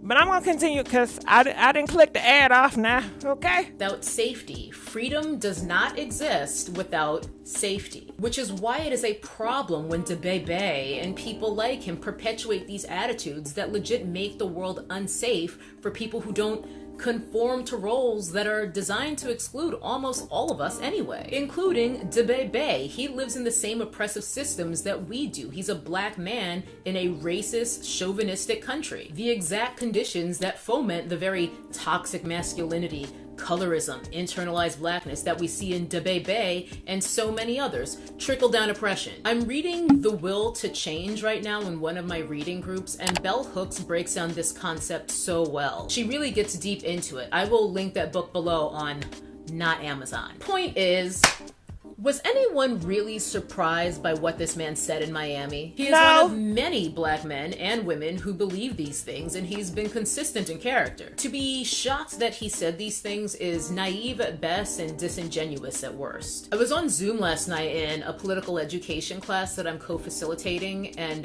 one of my comrades, I don't want to say your whole government girl, but if you're watching, what's up, V? And she was talking about how LGBT folks often aren't safe or welcome on some HBCU campuses. HBCU campuses. So again, spaces that are literally for us, but that are not safe for all of us. Painful to hear, but not surprising at all, because when I think about Dababy, he probably just read Da Room. I bet my life that this is not the first time that he's made comments like this in front of a bunch of people, and more accurately, there were a lot of people in there who probably had no problem with his comments, who agreed with them. This is probably just the first time that someone actually recorded it, or I should say it's the first time someone recorded it and posted it to the internet, and it got picked up by enough outlets that something had to be done, and now Dababy is in the doghouse. Dababy and people like him are this way because of systemic triumphs, not failures. The system is working exactly as it was designed to do. Having said that, he's still responsible for his words and actions, because there's plenty of people in the same system who don't behave this way. To say that it is only the system's fault and the system is the only problem would be the same thing as saying that Candace Owens isn't responsible for the anti-black bullshit that she spews every goddamn day because of the problem of white supremacy writ large. Fuck that, hell no. It is on us as individuals to resist, to learn, to get our minds free, to do the work. I hate that phrase. For Dababy to pretend that he didn't know better is an insult to our intelligence just as much as Matt Damon acting like he just learned not to say the F slur that rhymes with tag. What a dipshit. Personally, I'm glad that there are consequences for Dababy because there should be. Like I said, I don't think there will be lasting effects from this or that he's actually canceled. He'll be fine, as will Matt Damon. But there are still a whole lot of people out here whining about Dababy being canceled and doing all sorts of mental gymnastics and revisionist history to try to defend indefensible statements. One of the most common defenses is also one of the most moronic things I think I've ever seen. All right, so I'm going to stop, but I'm going to continue to play on. But I want to talk about something real quick, and it has something to do with this. She talks about doing the work, you know? And I think, you know, it's right. I know she disliked that term.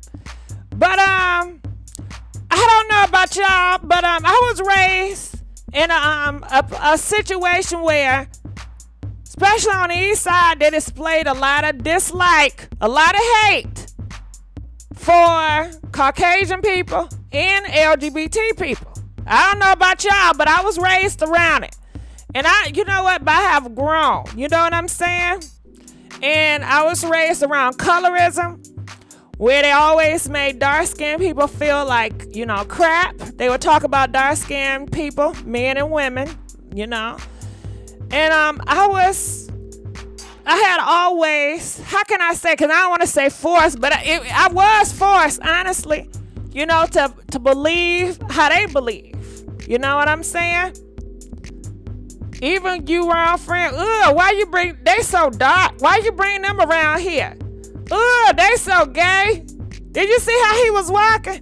Now, why you bringing that over here? Now, you know them white people don't like you no way, right? You know they gonna treat you like shit always, right? They don't like you. They don't like you, And growing up, I don't know. My experience dealing with Caucasian people was not always the same growing up, I guess, around family on the east side, because they had like a dislike for them. I didn't have that experience, so I didn't understand where they was coming from until I got older, and I never experienced one-on-one, but I've had family members who experienced that told me stories, and it made my eyes open. But I want to know, have you guys ever been in that household? Have you guys ever been raised around family members who have disliked or hated LGBT folks, white people, dark-skinned people, Comment, let us know. Or being raised in a family that dislike women, okay? That treat women on a harsher level than they treat guys. Comment, let us know. Press 60 if you've had that experience growing up. 65, oh, you never had it. You know what I'm saying? So I'm looking in the comment section. I just saw her earrings. That's gangsta as hell. My upbringing was different. My mom hated light-skinned men, turned me gay because she played Trina too. How's she gonna turn your ass gay? That's funny. Well, I don't know. How she turn you gay? Because I know it's a whole bunch of gay people. Their parents try to turn them straight, but that shit ain't work. That shit ain't work. That shit ain't work. That shit don't work. So what was the secret? Okay? I don't believe you could turn somebody anyway. But anyway, I'm looking in the comment section. Mexicans was the first time someone called me a ninja. I'm sorry to hear that. A Hispanic person? I'm sorry to hear that. I've never been called the N-word. I've never been called the N-word. I've been called a whole lot of names. But the only time I've been called the N-word is from black people, But I've never been called the N-word by Caucasian people. My story is different when it comes to that. But I definitely understand it. We do live in our world. We live in a white supremacy. I get it, And I know my family members, they had their experience. And they was just trying to push me at a little age to, know that Caucasian, they ain't gonna never be your friend. Stop being close with them. Because, I went to an all-Caucasian school. Well, that's ignorant as hell to say. I'm sorry. Please forgive me. I went to a school that was predominantly Caucasian. I was the only African American in the classroom. Because I don't think it's a such thing as all white school. But sometimes when you talk to your family members, you be talking ignorant like that. I know that's ignorant as hell to say. An all black school or all white school, ain't no such thing. We don't live in those times anymore. But the school I went to was mostly, Caucasian. But I didn't have any bad experiences, But, I guess my whole thing is this. You were taught hate. You were taught to dislike. I don't believe anybody just born disliking and hating different groups. It was all taught. And sometimes we have to unpack it. Sometimes we don't know how to unpack it. And some people, hey, they feel like they don't even realize they have to unpack it. Cause certain things just was hitting at me at the same time. Cause I be thinking in my mind, I don't feel this way, but why do I think like that? I don't feel this way, but why do I think like that? I don't feel this way, but why do I think like that? And I have to realize, do you know I be having thoughts of my relatives, thoughts in my head when I look at people? It's like I can have a negative thought, but that's not honestly how I feel about the person. But it comes from my upbringing, and just hearing them say so many negative things about certain people, those pops will pop in my head when I see certain people, and I have to discourage myself to say, stop thinking that way. Stop judging them people. Stop. You know, I have to unpack it. I have to why do I have a problem with this person? Why is this triggering when I see this person? You know? And a lot of it comes from my childhood. And I have to do a lot of unpacking. Shit, I'm still doing some unpacking, you know? I'm still working on it. Me too. You know, I think, some is better than other. And that's why I really do. I appreciate people like her. People out here on social media like her. She's not coming from a malice place. She's not coming from a judgmental place. She's not trying to be trendy and popular. But people like her help me to open my eyes and unpack and realize, that was a homophobic thought that you had about that person. That was a colorist thought that you had about this person. That was what they call it, a fat phobia thought that you had about this person,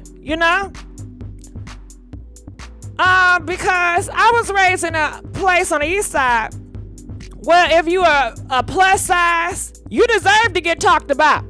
We're going to keep talking about your ass until you lose some weight. And I don't want her sitting on my couch. She too big. He too big. I don't want them over my house. They're going to eat up everything. They're not going to eat up everything. But they don't care how they hurt people's feelings. It's just the hatred for plus size people. The hatred for dark skinned people. I can't stand my son. He gonna bring that dark skinned girl over here. I don't want them to have babies. Cause she dark, she ugly. Cause she dark, I was raised around all that. And when you put that stuff in these kids' head, they walk around thinking, if a girl is dark skinned, she's ugly. That's because they hear their parents saying it. Even some, how can I say this? You can even have some dark skinned women that see other dark skinned women as ugly. Yeah. I don't know I guess you'll call them pick-me's. And it's in every group. And to me, it's all stems for the same. Hate. It's all the same. Whether it's dark skin, race, plus size, gay. It's all the same to me. But I'm looking in the comment section. Normandy can't get right because she dark skinned. My family teased me for being too skinny. Yeah, that's too. They joke about that too. You too skinny. And you have to realize some people naturally are thin. Some people are naturally thin. Some people in my family will come to your house and eat everything and drink everything. That may be true, but you don't always have to pinpoint a plus size person and make them feel less than. That's what I grew up around, and it was deemed as okay. And if a plus size will cry, why you sensitive?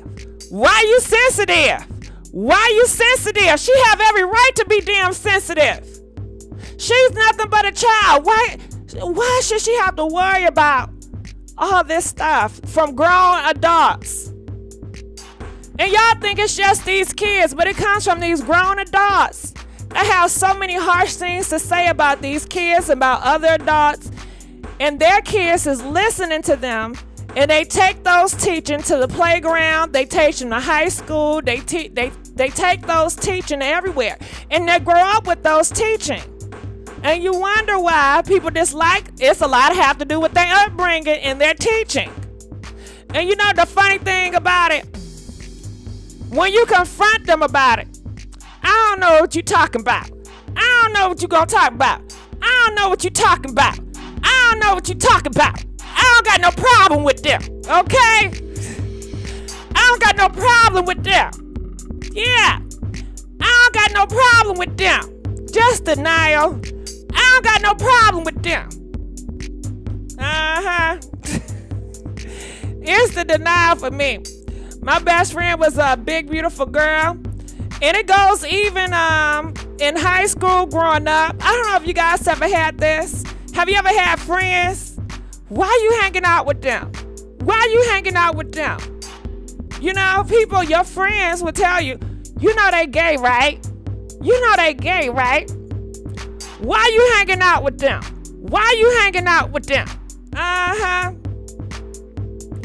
If a person don't have money, if a person deemed as poor, why are you hanging out with them? Why are you hanging out with them? Yeah. But let's continue to play. All right. My life where there are people who are claiming that anyone who condemns Dababy is anti-black and is part of a white supremacist agenda, in other words. To everyone making this argument, let me be clear. If you hate gay people more than you love black people, just say that. Because to equate defending Dababy's garbage comments with being pro-black is, ironically, one of the most anti-black things you could do. I know this sounds like an I know you are, but what am I rebuttal, but hear me out. To believe that his comments were perfectly okay and that it is somehow anti-black to point out that they definitely were not is what is anti-black, in fact. These people have brain worms. Because hate speech like this, just like I was saying earlier about chauvinism and patriarchy writ large, it harms everyone. Because guess what?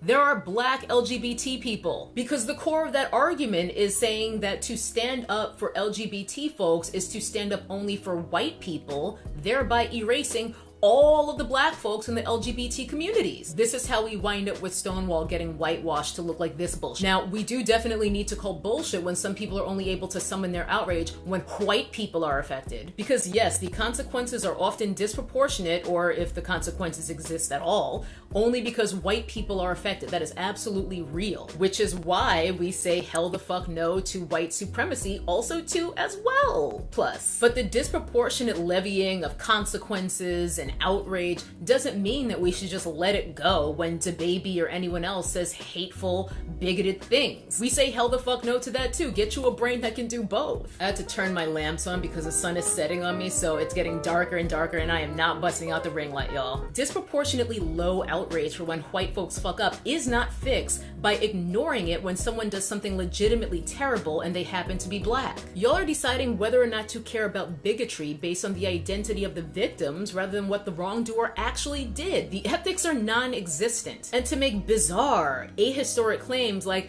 where was y'all's energy the last time the police murdered one of us? Whose internet are you even on? Have you been asleep the past year? It is the longest of long walks to suggest that to rebuke Dababy's rant is to be an Uncle Tom or a bed wench. If you support his comments, then you are the one who is anti-black. You don't get to act like you're pro-black and then pick and choose which black people you'll support based on their identity. Let alone to side with the abuser when someone's been harmed because you don't agree with the victim's identity. The fuck? Y'all, I could keep going. I have so many more points that I could make and just dumb other all right, so she's amazing. She talks about everything. You know, I'm gonna go to her channel so you guys can get an idea. Just give me 1 second. Let me turn this off.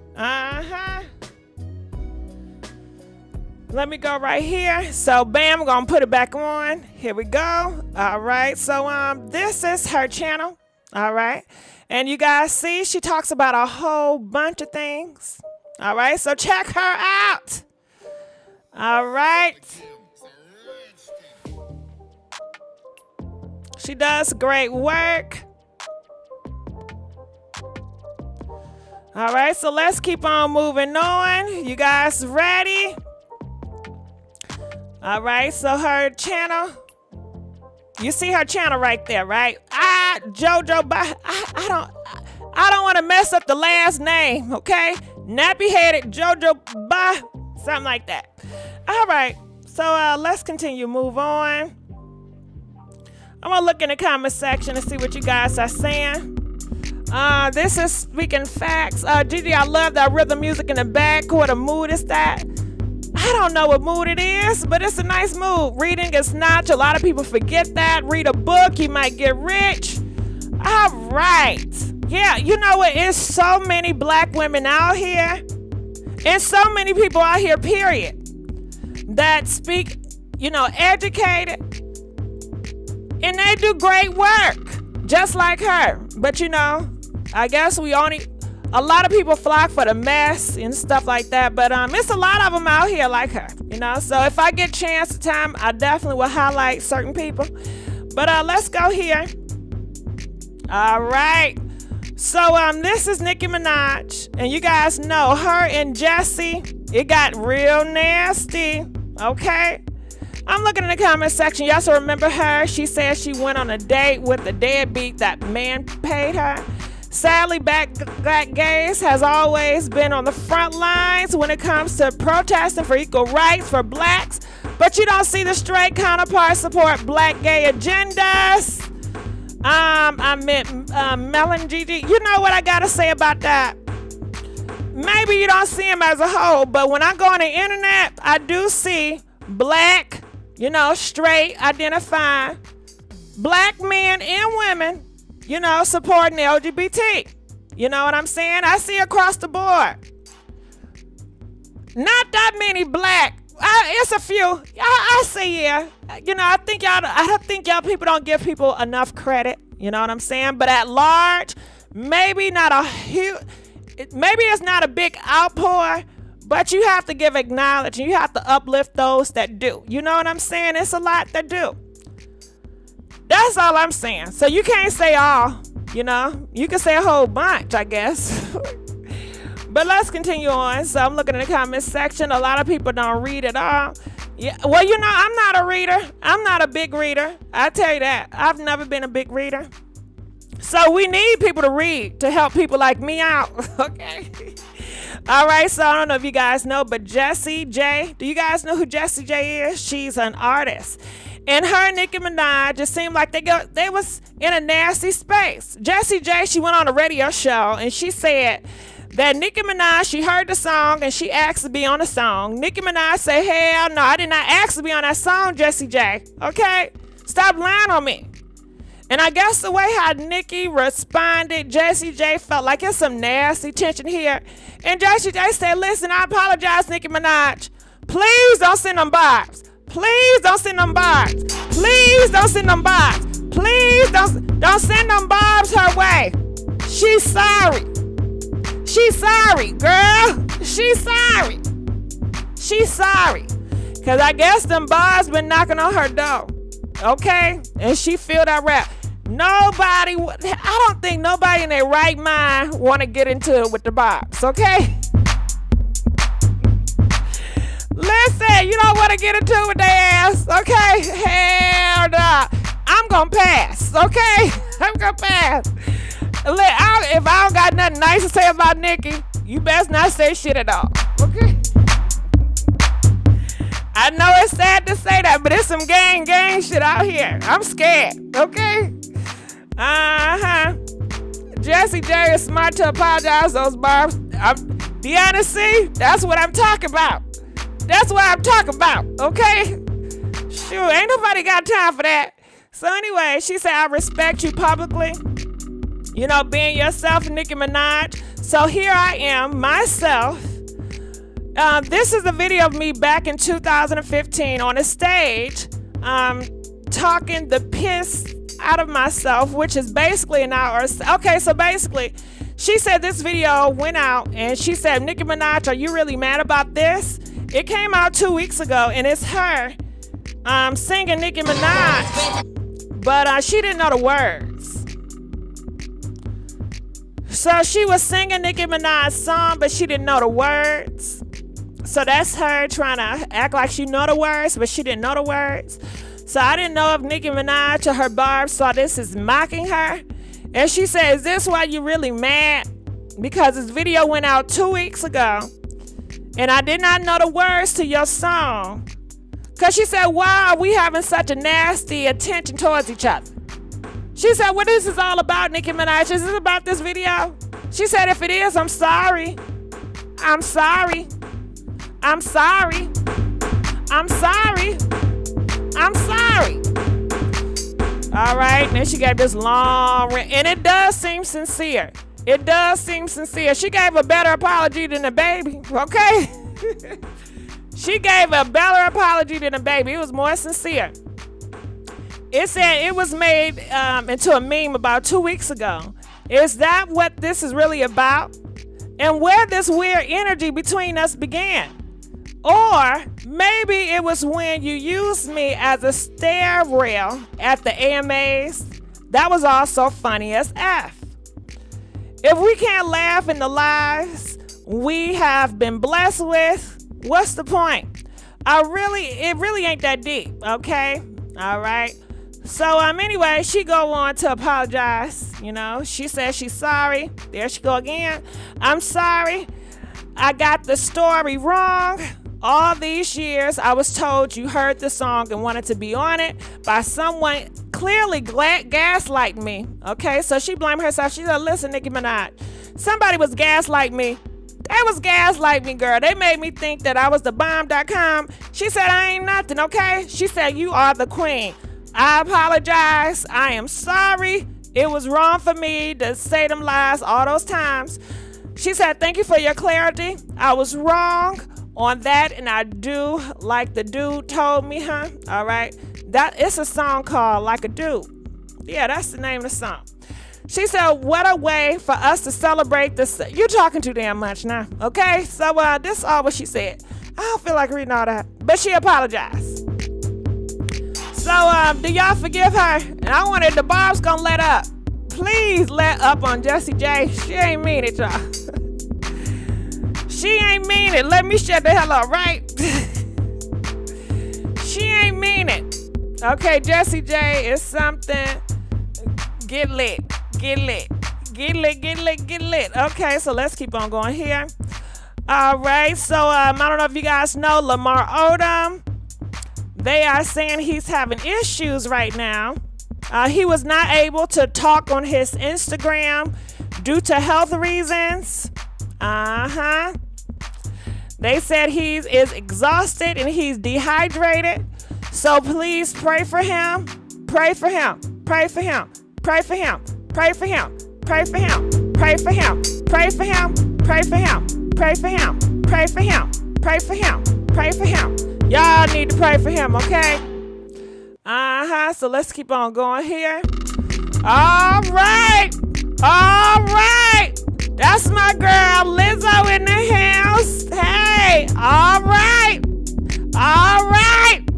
Lizzo in the house. Hey, Lizzo. All right, so we got Lizzo. She's coming back. I'm so excited for Lizzo. I want Lizzo to win so bad. Okay? Lizzo, you my cousin. Yeah, that's my cousin. All right, it says, oh, god dang. I was trying to give a teaser. All right, so she has a song that she's working out. She's about to release new music. And it really talks about all those people that talk about her weight, all those people that's coming at her, all those things that people are talking about her in the internet. She's using that and she's putting it in a song and she's clapping back. All right, so it's definitely very interesting and I support Lizzo. Where my support of Lizzo's at? Okay. Yeah, I support my girl Lizzo. So let's continue on. All right, so this is Spice, okay? And I guess for her birthday or for something, she decided to walk with lions. Ain't that nice? Look at this. Birthday, August 6th. It's Leo season. I'm just chilling with the lions. Make sure you get the album 10 out now.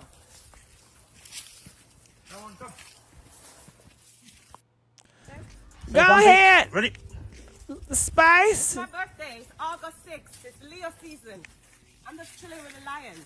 Make sure you get the album 10 out now. That's really nice. Ain't that amazing? She can chill with the lions. Comment, let us know. Would you guys chill with the lions? If you would, press 100. If you would not, press 105. Will you chill with the lions? I think that is so beautiful to be over there petting the lions. Shit, I can't even pet a dog, okay? I'm scared of dogs. Yes, I am scared of dogs. I'm scared of cats. So I couldn't do it. I couldn't do it. Nope. And you want to know why I'm scared of dogs? Because when I was staying on the east side, they would always have these Rottweilers and these pit bulls, and it'd be roaming the neighborhood. And every week on the news, you hear about them, taking somebody's arm off. And I was around a lot of family on the east side. They put fear in you. Them dogs gonna get you.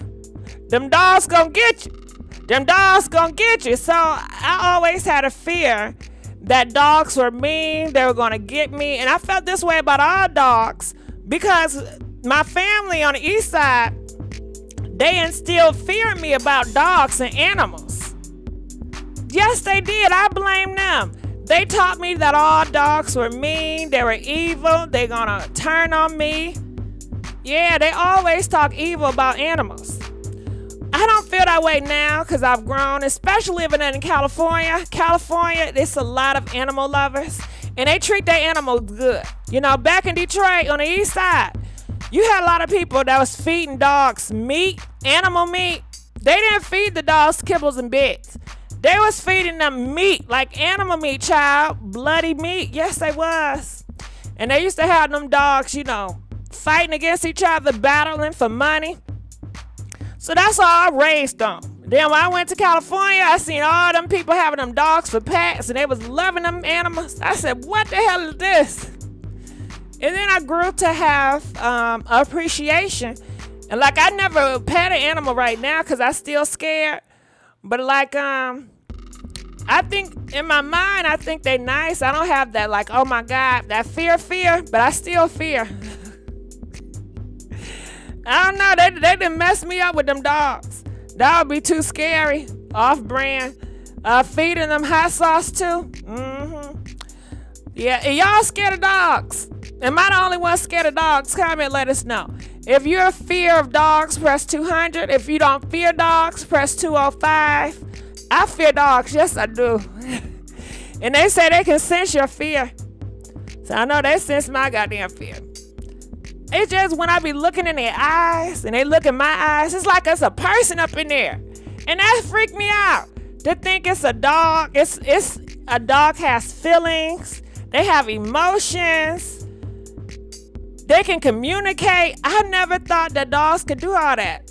I was raised to believe that dogs were evil and they were just here to put paws on you, and they're gonna bite you, they're gonna harm you. That's what was forced in my head. I got dog phobia. I got dog phobia.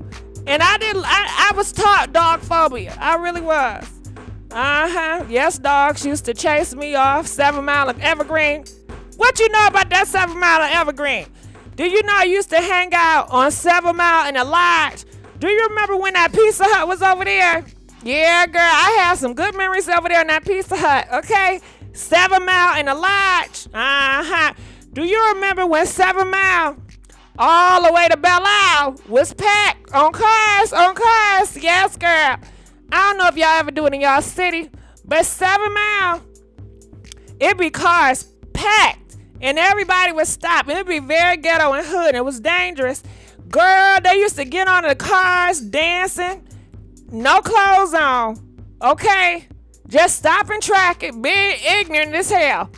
I used to love it. I used to love that life. I used to love being on Belle Isle. Oh my God, the Belle Isle. They used to have the island in Detroit. And it'd be cars on cars. All the thugs there. All the hood rats there, okay? And it's just like a whole club outside. It'd be a whole bunch going on, okay? Man, I used to love that shit. And I know it's toxic, but I told you I used to be very toxic when I was young. Yes, I did. I used to be a pick-me. I used to be around a whole bunch of toxic people. Yes, I did. I have grown. Okay. Hell, okay, you remember Hell Yeah. You crazy. Get close to the lion if it, remember. The strip on Bel Air. Yeah, you know about that strip on Bel Air. Okay. Them cars be bumping. You used to go around that circle like 1 or twice or 3 times. It take you a goddamn hour or 2 to get around the island, you know, because it be so packed. And leave out with hella numbers, right? Leave out with hella numbers. Let me tell you, ain't no nigga like a Detroit nigga, right? Listen, I've been around United States. It ain't no nigga like a Detroit nigga. Okay, that 313. Man, what you mean? What you talking about? Okay, represent y'all area code. Okay. That 313 for me. I'm sorry, but them Detroit niggas, they built different. They built different, man.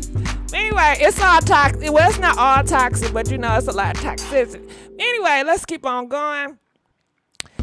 So, I know this is something different. This is real different, right? This is real different, right? But I guess I was trying to be a little bit open, you know. This is Blake. If you guys know anything about Gossip Girl, XOXO, I love Gossip Girl. Actually, the reason why I renamed this YouTube was based on a Gossip Girl show. This is, what's her name? Serena. That's the character. When I tell you that show, Serena, I relate to her. She was relatable. I liked her. And it was just an interesting show. So, her and her boyfriend, or her husband, Ryan. You know, damn, I don't even know what I was talking about. Okay, let's go here. Now, this is Taylor Swift. I like her. I guess I'm just putting up people I like, right? Anyway, let's keep on. I told you I like pop. So Taylor Swift has named Serena. I know that's not her name. Her real name is Blake. But Blake, she got kids, and Taylor Swift named her kids. Had named Blake kids in Taylor Swift's song. I know I done effed that up. My bad. Anyway, the new news with them. I don't know if y'all want to hear, but I'm going to just tell a little bit. I'm trying to do something different. I'm trying to do something different. I'm trying to do something different. I'm trying to do something different, which was so sweet. So I told you about Blake, right? And I like her character and Gossip Girl. So this is her husband, Ryan, and he's a big man in Hollywood. You know, he write a whole bunch of movies, and he was telling people that a lot of movies that he wrote, his wife actually wrote it. You know, his wife put in input, and he said, I've been telling Hollywood that, you know, my wife wrote this, you know, give her credit, and they would never give her credit. So now he's coming out, and he wants the world to know that a lot of the movies, he didn't write all of it. He actually got a lot of help from his wife. And I think that is so nice. I love Serena. I'm sorry. I love Blake. I love her outfits. I love the type of men she picked and how they care about her and adore her. Okay. So this is, and also they talking about how it's inherited sexism in the workplace. Inheriting sexism in the workplace. And I find it very attractive for your man to speak up for women's rights. I find it very attractive for a man to speak up for women's rights. You know what I'm saying? So, these are just some pictures. You know, I'm about to get off of here. I'm going to see what y'all say in the comment section. Taylor Swift is the worst person on earth. Jeffrey, don't go there. I love her. I love me some Taylor Swift. Anyway, see, that's what I want to talk about. You see, y'all not going to be nice, okay? But this is, I don't know if have you guys heard about that movie Deadpool? I didn't watch the movie Deadpool, but he wrote the movie Deadpool, and he said some of the writings came from his wife, which is Blake, which is awesome. Okay, this is, I guess, him and Deadpool. Like I said, I ain't watching. I'm not a big fan of her husband. I don't know him that way. You know what I'm saying? He's a great guy. He got a great job. He's a writer. He's an actor. He's one of the A-list Hollywood. You know, he's a handsome man. He always had her back, it seemed like. So this is him letting the blogs know that a lot of the A+ writing came from her. You know, I just love him giving her credit. I think it's so sweet. It says, I write on a lot of my movies. It's been survival mechanism for me for a long time. Okay, so he said the movies that he play in, he writes a lot of them. Isn't that a blessing that you're able to rewrite the scripts that the movies you play in to make it fit you more? That's what I'm talking about. So it says sometimes I'm credited and sometimes I'm not. He began, there's a lot of A++ writing that I've done that was actually Blake. All right, so Blake is his wife and that's her. And I love her playing in Gossip Girl. You know, that's why I stopped following her. I'm a fan of hers, you know? So that's why I'm just telling this story. And it's something different, right? We don't... I hope y'all don't kick my ass out. Don't cancel me. Don't cancel me, okay? So this is, I guess, them on the set, you know? There go Blake. I'm so used to calling her Serena because I love the character. I love the character that she played. This is Selena. This is Blake and her husband, Ryan. Okay.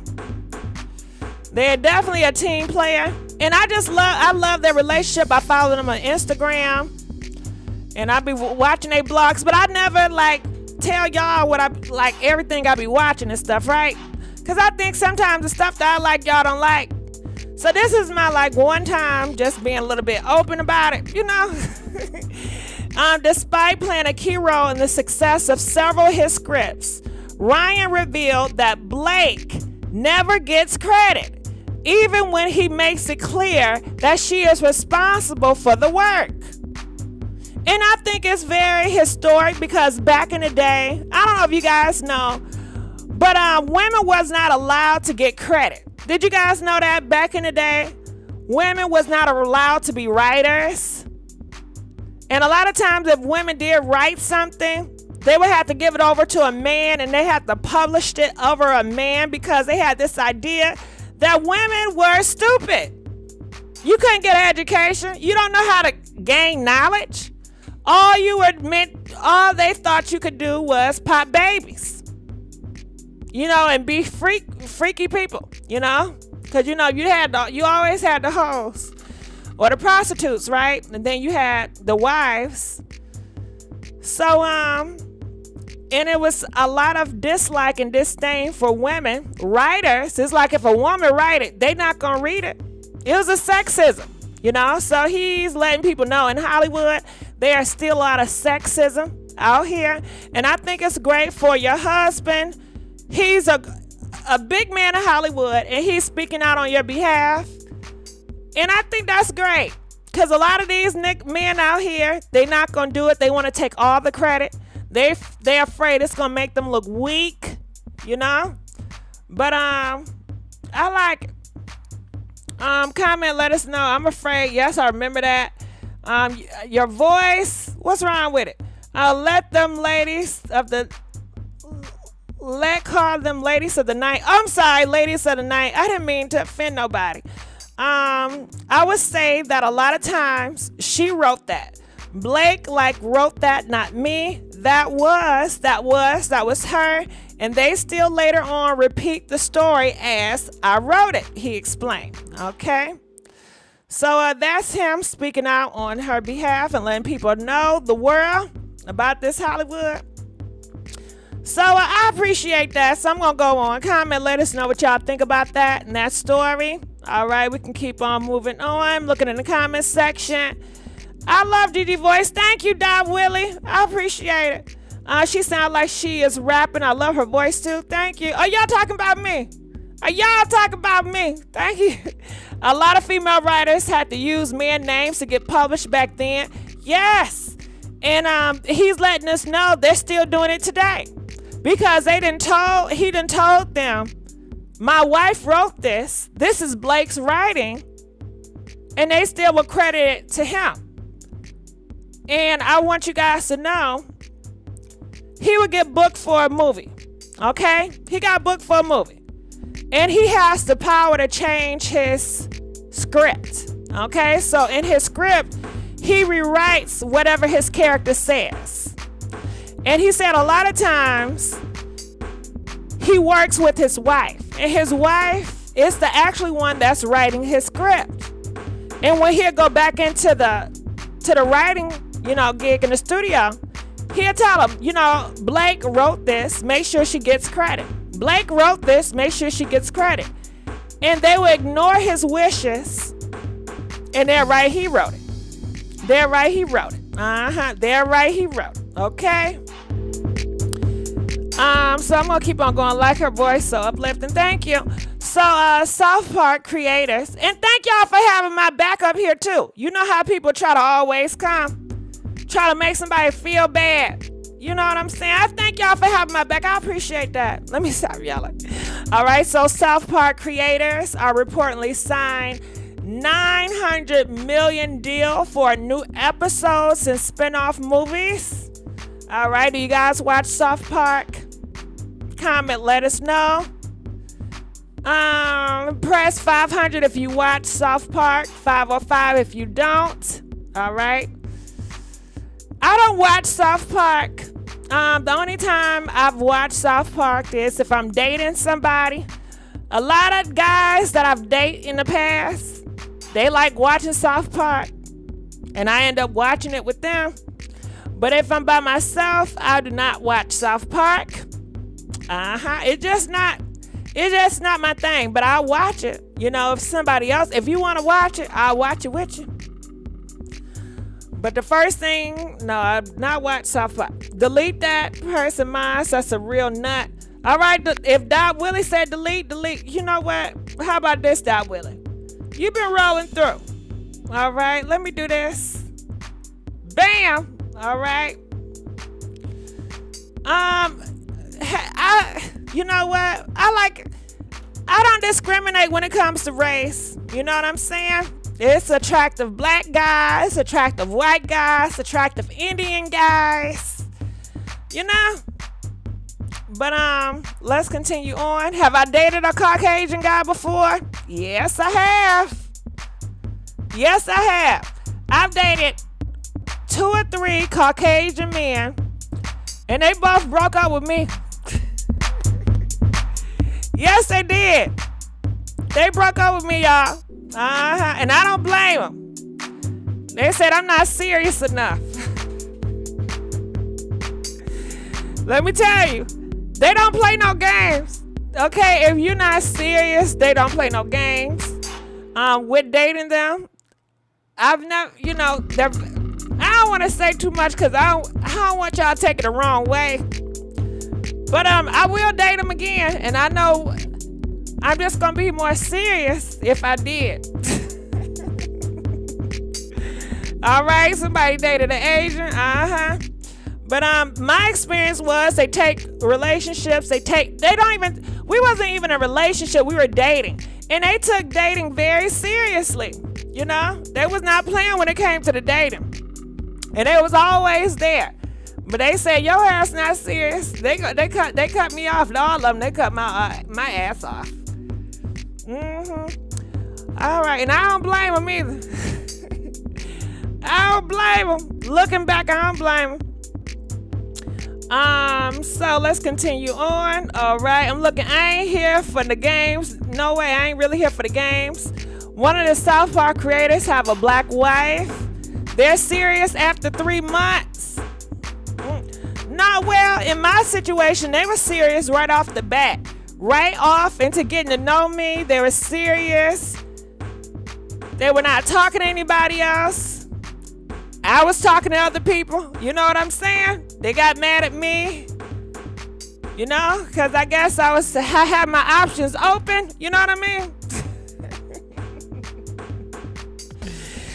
And they're like, you're not about to use me. You ain't about to use me. You ain't about to use me. All right, taking their kindness, for granted. And they was right. They was right. I remember one guy, right? I guess I was being a little bit fast, and I wanted to do the do. Yes, I wanted to do the do. I wanted to do the do. Yes, I wanted to do the do. He said, "Get your ass back." Get your ass back. Yeah, girl. Get your ass back. Yeah, he said, "Get up." Listen. He rejected me, and I never had that. Because the niggas don't never reject, okay? He said, we ain't together. We ain't together. We ain't together. We ain't together. We ain't together. All right? Yeah, he said, we ain't together. He said, I guess he only do with people that he's in a relationship with. And he said, I guess I'm not serious enough. And he don't plan to, I guess, to have, I guess was he calling me a hoe? He said, I ain't gonna have in a shorter sense, he don't believe in having many bodies. You know what I mean? He said if he get intimate with somebody, it's gonna be serious. And he just don't feel like I'm ready. I said, well, goddamn, that's a first. Goddamn, that's a first. Shit, I thought I was being nice and sweet and submissive shit. You know what I mean? I told you that he likes the relationship type. He need a black to break your back off, sis. Well, nah. I really liked him actually, and I guess sometimes, it was a long time ago. But don't you know how a man is real nice? And you're like, oh shit, I gotta break him off some. Hey!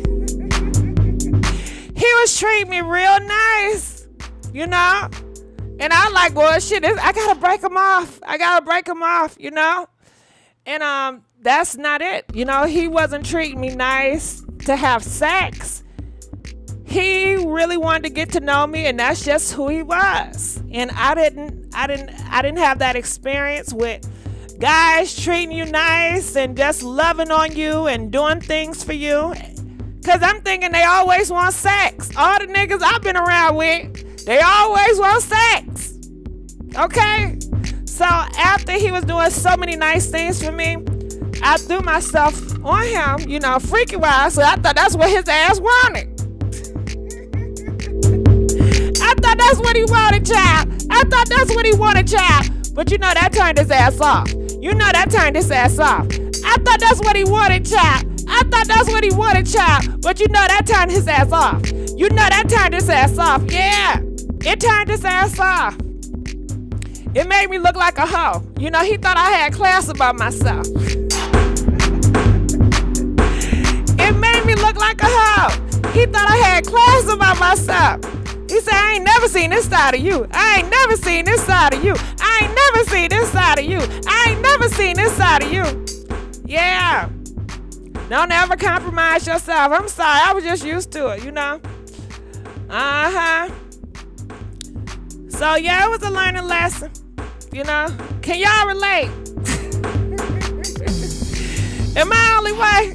Have y'all ever been through that? Can y'all relate? Am I the only one? I don't know.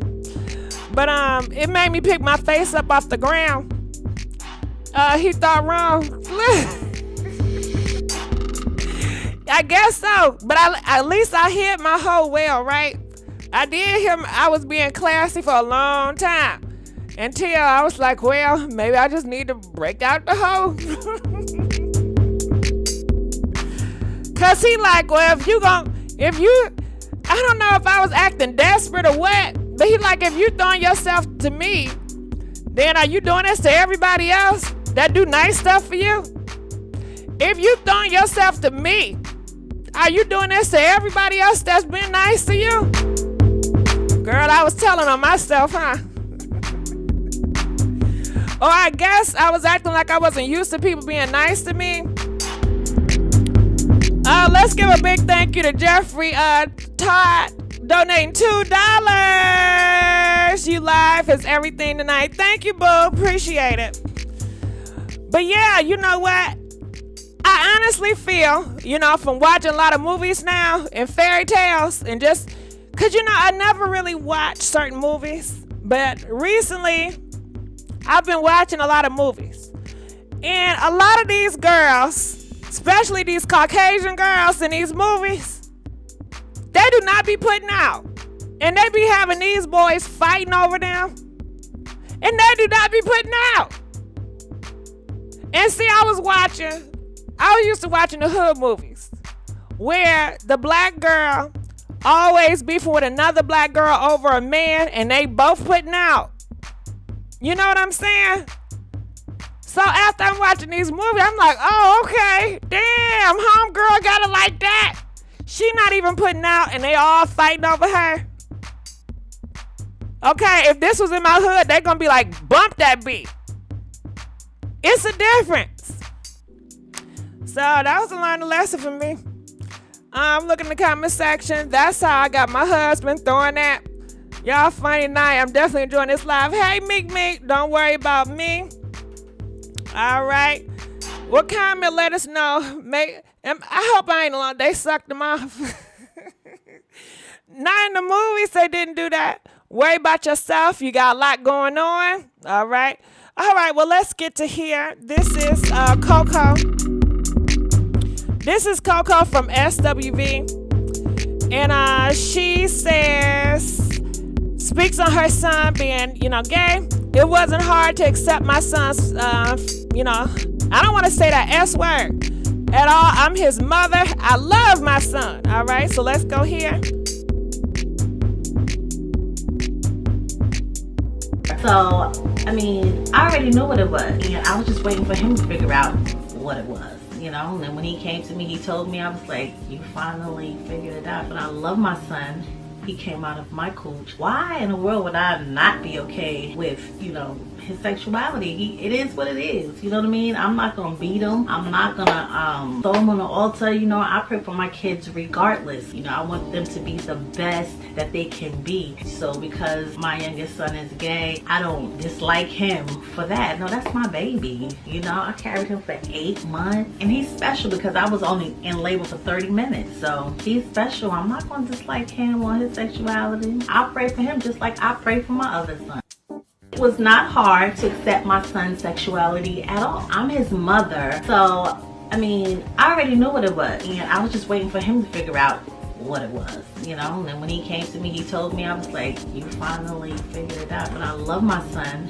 He came out of my cooch. Why in the world would I not be okay with, his sexuality? All right, so that is Coko. That is Coko. Hey, Coko. She said, why would I not be okay? Well, Coko. All right. It's a lot of people. I think that is a nice story, and it's great. And we need to see more parents out here, like her. But I know in my upbringing, I didn't see this a lot. I don't know about y'all, but I did not see this a lot. You know what I heard? You know what I heard? You know what I heard? This is what I heard. I heard them parents that got them gay kids, they kicking them out. They kicking them out. They kicking them out. I heard them parents that got them gay kids, they kicking them out. They kicking them out. Yes, child. Putting them out on the street at a very young age. 8, 9, 10, 11, 12, 13, 14. So, this is new to a lot of people. Hearing stories of black parents and black family members being accepting and loving of their, LGBT kids. But comment, let us know. The media is always trying to talk about people cheering. Love your vibe, Gigi. Thank you, boo. I appreciate it. Cause on the east side, it was different from the west side. Yeah, on the east side, it was different from the west side. So on the east side, they were both homophobic, right? And this talking about my upbringing, neighborhood, family. But on the west side, it was more subtle, okay? On the east side, it was very dramatic. But on the west side, it was more subtle, okay? And this is my mama's side. This is my mama's side. Hey, this is my mama's side. Yeah, this is my mama's side. On my father's side is Catholics. Do I got any Catholics up in here? Okay. Where my Catholics at? Where my Catholics at? Where my Catholics at? Do I got any Catholics up in here? Yeah, you know them Catholics on my father's side. It was more, they didn't show no homophobia over there, you know? And I don't know, they didn't show it. They were just quiet about it. You know, it was never those discussion, no talks. But, I tell you one thing. When anything like some gay have a topic, they'll always mention this older relative. I hope such and such is all right. They always make little subtle, like, I hope such and such is all right. I'm like, what's going on? You know what I'm saying? I'm looking in the comment section. Yes, our churches were welcome. Watching you on exercise bike next time. Okay, come on now. I don't exercise. I'm looking in the comment section.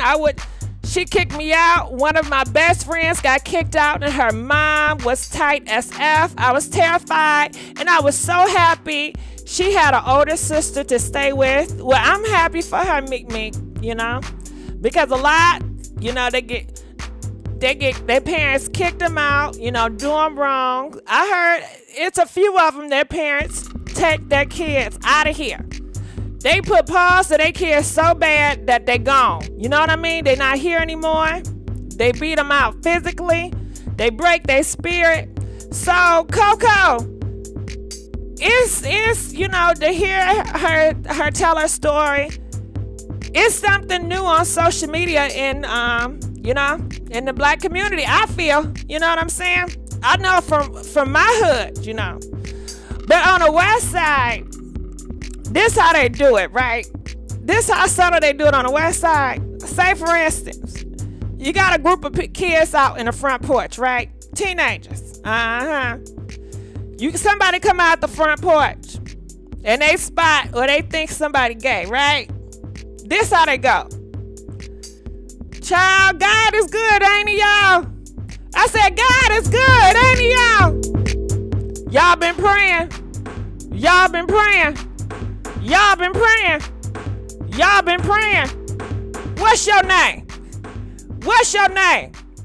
So they'll pick, you know, the person out, right? Have you been praying?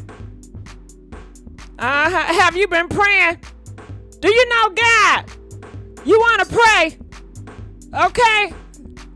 So you automatically think, okay, well, damn, they need prayer. They need to get in the house. They need, you know what I'm saying? So it wasn't like, it was more subtle, and you can tell the difference. On the east side, it was more, you know, they see a person walking, and it's just dramatic. Oh my goodness! Oh my goodness! Oh my goodness! Do you see him? Oh my goodness! Oh my goodness! Oh my goodness! Do you see him? It was very much that over there. Okay? Very loud in your face. We ain't had nothing over here. I'm looking at the comment section. My dad kicked me out 18, but I preserved. I'm sorry for that. Yeah, I'm sorry for that. You gotta stay strong. And you know. But it's great to see Coko and talk about her story. You know, it's great to see it. I'm looking at the comment section. I was nervous, even worse. Former favorite cousin of mine's outed me to her mom, who eventually outed me to the rest of the family. However, was too afraid and messy to tell her. My parents took in a relative who got kicked out by their parents for being gay. Well, that's great. That is great. So I don't know. So hopefully, I know she always have her son back. And if you guys ever seen her and him sing, it's a beautiful thing to see them both sing because they both can sing. All right, well, let's keep on going. And this video gonna trip you out. All right, so let's play this video. Check this out. From the hood. How to get out the hood? Shit. Bro. I don't know, goddamn it. Stack your money, take your ass to work. A lot of these kids don't want to go to work. Stack your shit, bro, on God. Like, don't go out with friends, bro. That shit ain't working on God, bro. Stack your money on God. Man, say that shit. What's up? What you got? What's your question? How do you get out from the hood? Do what? How do you get out from the hood? I don't know. I didn't grow up there. You ain't never been to the hood before. You gotta come to the hood sometime. No, I mean, I'm down. Yeah. What? Yeah. Like, I like Mike Jones. Fucking, I'll get down. Yeah. Fucking fofos, I'm tipping. Wood grain, I'm gripping. Switching with the page. Turn your neck, yo, Dame missing me and Slam. We ain't tricking. I'm finger flipping and sword stepping like do it down. Cold pipping. Car stop rim, keep spinning. I'm flipping drive with invisible top. Hose down my drop step out. I'm shaking and blocking 418. Candy green with 11 screen. My gasoline, always supreme. Hell yeah, let's fucking go. Let's go. Tell these youngsters how to get out from the hood. All right, so comment, let us know what you guys think about that. And you see on the side, people are saying, I respectfully grant him the N-word pass. He is in the hood after this. All right, comment, what do y'all think about that? Just because he can rap some rap songs, you got black people in the comment section saying, I give him a pass. He can say the N-word. I give him a pass. He can say the N-word. I give him a pass. He can say the N-word. And you see it got over 352 likes. It got over 352 likes. What do y'all think about this? I don't know. I feel like it's pick me for me. Maybe not pick me, but I don't know. I don't feel it. People are saying I am the only one who heard him say the N-word.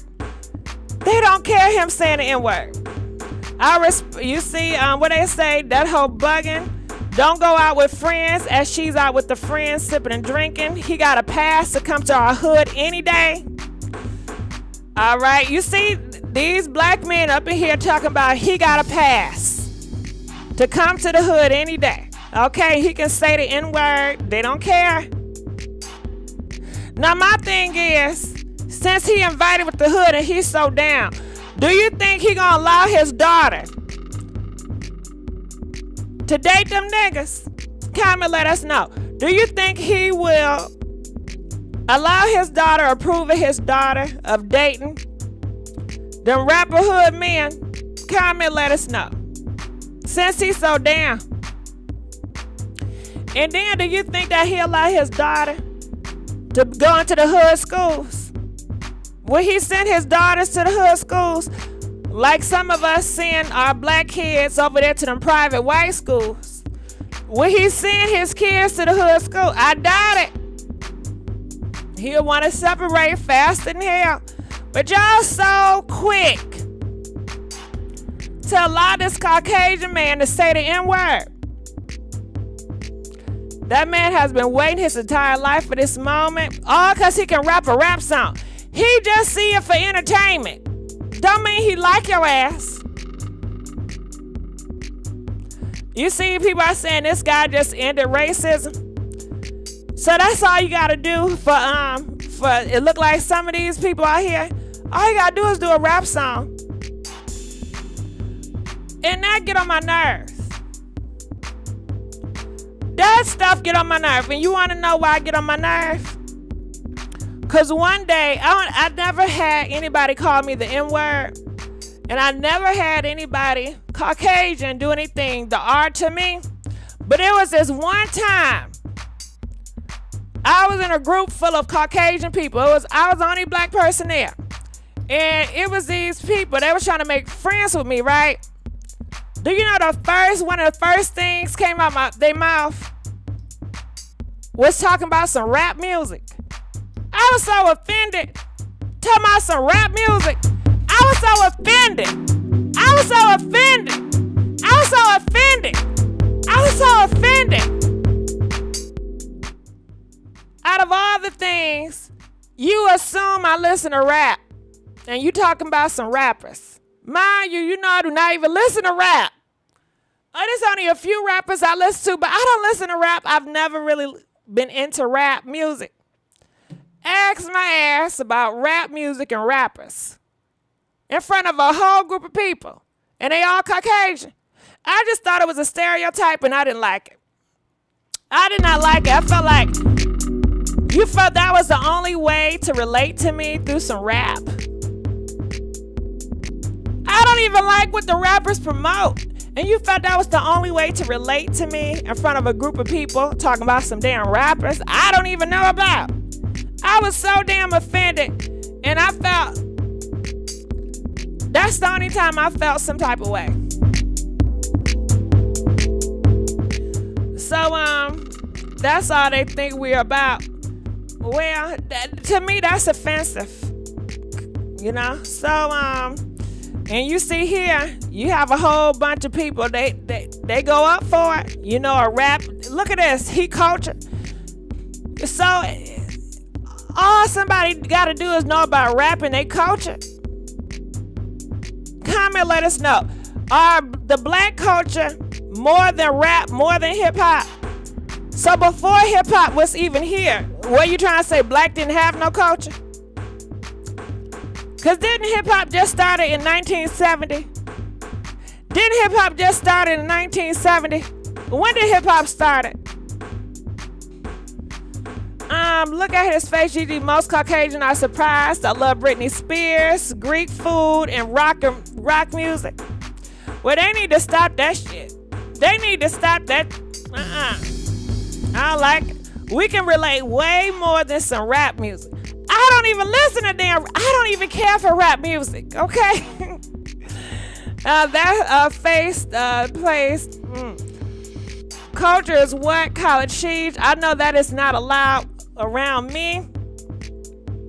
All right. People are saying he invited to the cookout. Don't go out with friends as she's out with friends, slipping and drinking. But I guess rap is the thing, you know. I guess you ain't black enough if you don't know about rap. You ain't black enough if you don't know about rap. That's what it seemed like. So I said, wow, you know. Anyway, let's continue on. Now, you guys know her, right? Y'all need to pray for her. It's a lot of things going on with her. So let's check this out. Play. Since July 15th, my life has changed dramatically. I've been in the worst pain of my life, experiencing medical challenges and looking death in the face. My faith remains in God. Prayers up for me and my family. Prayers are real. I swear I wish this pain on no one.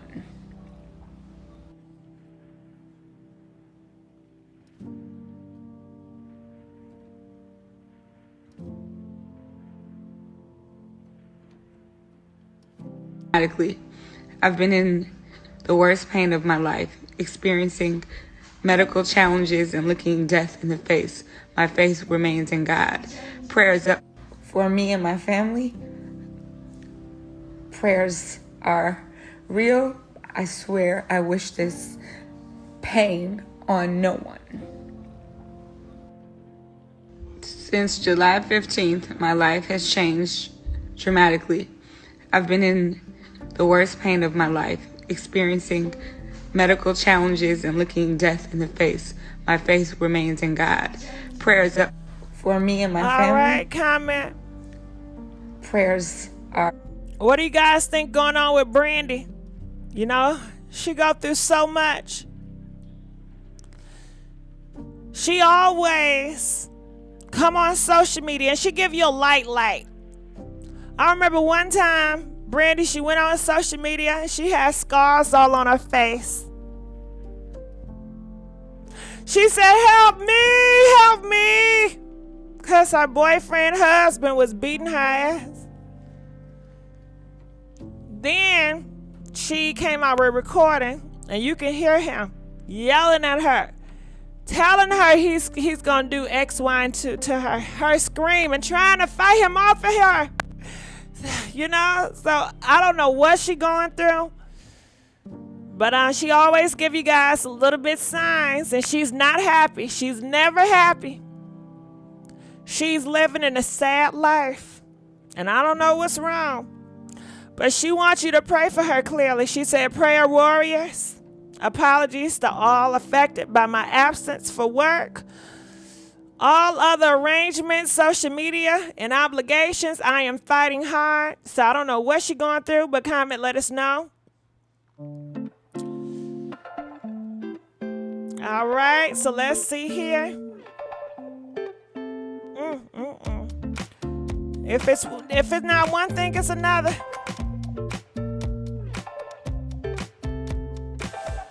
All right, so here we go. Check this out, DJ. All right, so boxing man Mike Tyson, he reveals he urged his son to get a job rather than to pursue boxing. All right, go ahead, Mike Tyson. I would definitely say Mike Tyson have changed his ways. It seemed like, they said he was putting paws on women back in the day. And why are these big boxing men, they feel it's okay to put paws on women when they know these girls, it's no challenge for them. It's no challenge for them. But anyway, I think that Mike, I don't know him, but it seemed like he has changing over time. And he don't seem like he the old Mike no more. So I will give him that for growth. And I don't see him out here on social media acting a fool or saying horrible things or just being malicious or malice towards people. So I give him credit for that, I give credit for people that I feel like is changing, but let's play.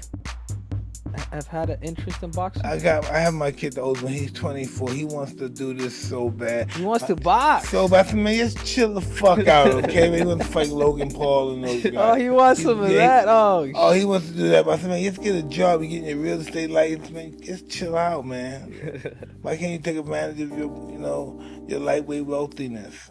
Just chill. You don't want none of that heat, man. I'm telling you.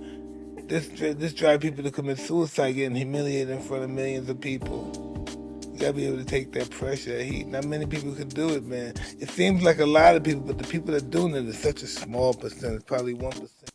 Mike, none of your kids have had an interest in boxing. I have my kid. Wow, did you hear that? Did you hear that? Did you hear that? He said so many people being humiliated. Now you know how these black niggas out here, they get humiliated real quick, right? They get emotional very quick to get humiliated in front of all those people. He said it will cause you to want to take yourself out of here.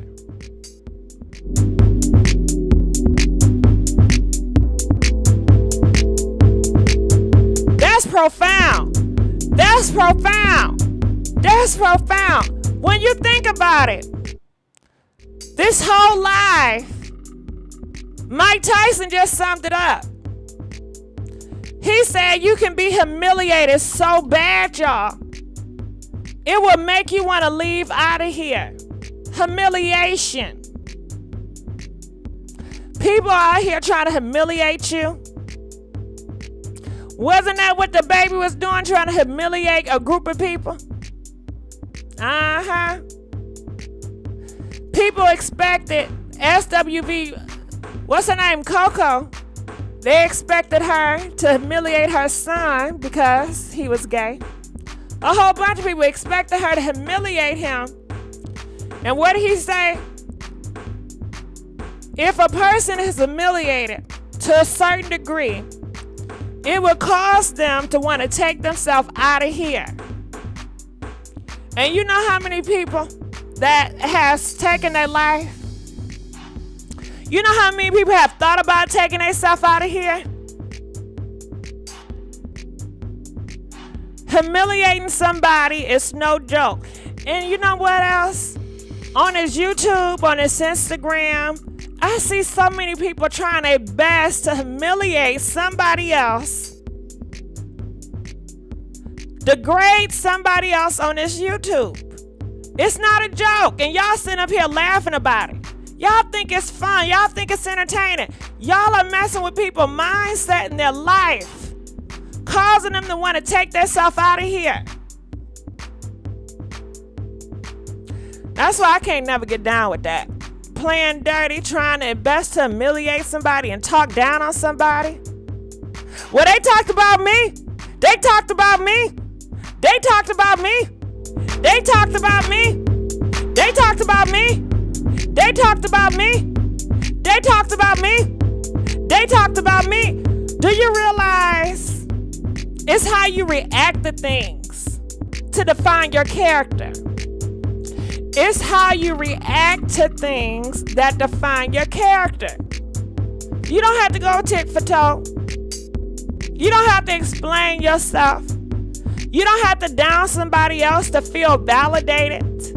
You don't have to degrade yourself to feel good about yourself, or degrade somebody to feel good about yourself.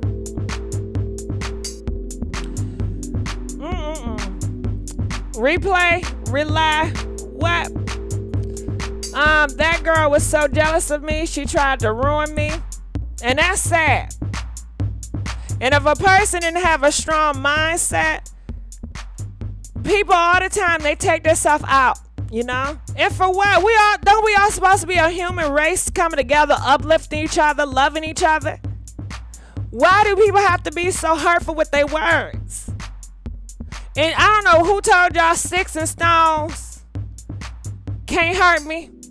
What they say, sticks and stones can break my bones, but words can never hurt me. That is a lie. Words hurt. Words hurt. Words hurt. Words hurt. Yes, it does. Words hurt. Words has power. Y'all know words are powerful. Especially if you grew up religious, you know words are very powerful. There are power in your tongue. You can speak death on somebody through your tongue. You can uplift somebody through your tongue. You can give somebody a word that can bring them back to life. Just by your words alone, you can encourage somebody to believe in themselves. You can encourage somebody to have confidence. That same tongue and that same mouth, you can uplift somebody. You can also do the opposite. You can degrade them, make them feel like crap, make them want to take themselves out of here. It's not right. It's not right. I don't want to hear about no freedom of speech. Bump that freedom of speech. Have some humanity. What about some humanity? Okay? It does not pay to be nice. You don't have to come out your pockets to be nice to people, or just to be respectful. It don't cost you nothing to be nice. It sure don't.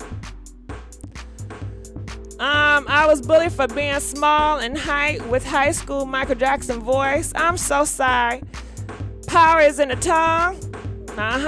Stick and stones may break your bones, and they can heal, but sometimes word can last a lifetime. Yes, words do last a lifetime. You hear that keep on replaying in the back of your mind, All right, so let's keep on going. But what he said, man, that was something what he said. And these are coming from, and he talking about these. This is coming from the most masculine of the masculine men. These boxer men, they are known to be hyper masculine. If these hyper masculine men feel like they want to take themselves out of here just based on being humiliated, how do you feel? How do you think, just regular women feel? Or just regular everyday people feel? That's not hyper masculine. I don't have that, I'm hard and nothing can hurt me and all this. And did you know that he did not say putting pause on him? He said the humiliation. The humiliation can cause somebody mentally to take themselves out of here. Humiliation, y'all. Humiliation. Not put pause on somebody, but the humiliation. That's some real stuff right there.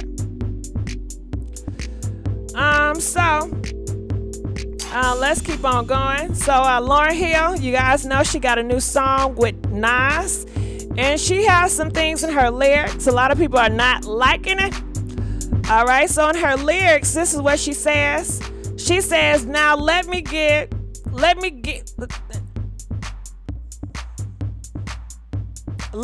it to you balance and clarity. I don't need to turn myself into a... Okay, let me just get to the good part, okay? Because I'm messing up.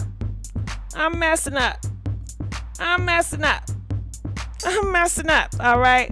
They clearly don't understand when I said I get out. Apparently, my awareness. All right, so listen. This is the lyrics right here. I can't repeat them lyrics for whatever reason. Every time I try, it just messes up. But basically, in the lyrics, she said, you cannot fault her for being late. Pretty much get over it. You know, she's saving souls and y'all complaining about her lateness. That's what she said. I'm saving souls. Y'all complaining about my lateness. They clearly didn't understand when I said I get out. Apparently, my awareness is like somebody Matrix. All right, so I guess people had a problem with that. So when I go down here, it says, you can have all the talent in the world. Don't mean nothing if you disappoint or disrespect the people that support your livelihood. Her being late to shows is basically showing up late for work. Your job, being a musician, is how she gets paid. For her to think she can continuously just show up late just because she is, it's just unacceptable. Be more punctual in general and earn the admiration for your talent. All right.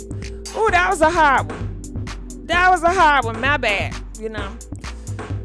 So people are saying that is fact. She is still effortless, spitting hard. All right. So y'all gotta check this song out. It's called Nobody, featuring Lauryn Hill by Nas. I guess it's new. So check that out. Let's go here. All right. So you guys know she is a comedian lately, and she got something to say. Now, what she has to say, I could not put on the internet because it got the code. Okay. So basically, she is saying that a lot of her girlfriends is catching the cold. And you know what I mean when I say the cold, right? Right? She says 3 of my girlfriends contacted me today and told me they had tested positive for the cold. None of my men friends have said anything, which tells me either A, men are not going to get tested, or B, they are not honest sharing their results. Where do y'all think y'all getting it from, guys? You're not helping the situation if you're withholding information just so you can still smash. Prove me wrong. All right. So she is calling out a lot of guys out here. She said, listen, my girlfriends calling me left and right, and they're saying they got the call. And they are saying they ain't spending no time but this man. They say they all stay in their house and they don't even go out much. But only time they're around is a guy. And they said these guys is not saying they're catching the cold. How is it I'm catching the cold, but these men ain't catching the cold? She said either they're not telling you they got the cold or they're not going to the doctor. All right, so she is calling men out and she said, hey, what y'all doing? She said if all these women that is straight catching the cold and she know they sleeping with these men, are y'all just immune to the cold? Okay, so that's what she said. Cold, okay, you know I cannot say that word. Cold, think about it. What are you putting the mask on? You know, you putting the mask on right now because of the cold. And you know I can't say that word. So, yeah. That was interesting. So we'll start back off here. What comment? Let us know what you guys think about everything. We are done for the night. DJ, give me that other beat. I guess good morning. Good morning. Good morning. Good morning. All right. Good morning, y'all. It's official, right? We at 6 a.m. We at 6 a.m. All right. Where my Pfizer's at? If you got that Pfizer, okay. Where them J&J's at out here? I know we got some J&J's. Do we got some Modernas? Where y'all at? Good morning. I wish you guys a blessed morning. All right. All right. Come on. Yeah. I hope y'all have some good breakfast. What y'all gonna eat for breakfast? You know what? You know I've been on a diet. Well, I've been trying to diet. And I just started taking these diet pills. And you know what they make me feel? They make me feel cold. Yeah. I've been taking these diet pills, and they make me feel cold. And I'm starting to have a loss of appetite. So I'm going to try for a good month to see if they work. Okay, we got the Modernas up in here. I got the golden Oreos. Okay. I know that's right. Come on, golden Oreos. Eggs over easy. All right. Did y'all even put y'all 313? Okay. We got the Pfizers up in the house. I miss Gossip Girl for real. Hood show love. Yeah, I love it. You know they got a new Gossip Girl, but I don't love that show that much. You know, I don't. It's a hit and miss. If I miss the episodes, I ain't mad about it. But guess what? They are supposed to be doing a new Pretty Little Liars. They are supposed to be rebooting the Pretty Little Liars. Because you know I love that show too. Smacking and listening to my GG. Come on, boo. What kind of diet pills? All right. So it's this diet pills they call Allie. Have y'all heard about them? They call Allie. It starts with an O. It's Orbility. I can't pronounce it. All I know is Allie. And I just started taking them 4 days ago. You know what I'm saying? Cause some need to change. I done tried to stop eating that much, and I still can't lose no damn weight. I end up gaining the shit. I'm like, what the hell? I don't know if they work. I'm scared of diet pills. Okay, I'm gonna stick to the dance workouts. I know that's right. Please don't follow my lead, okay? Because I don't know what the hell I'm doing. All right, I'm gonna get on out of here.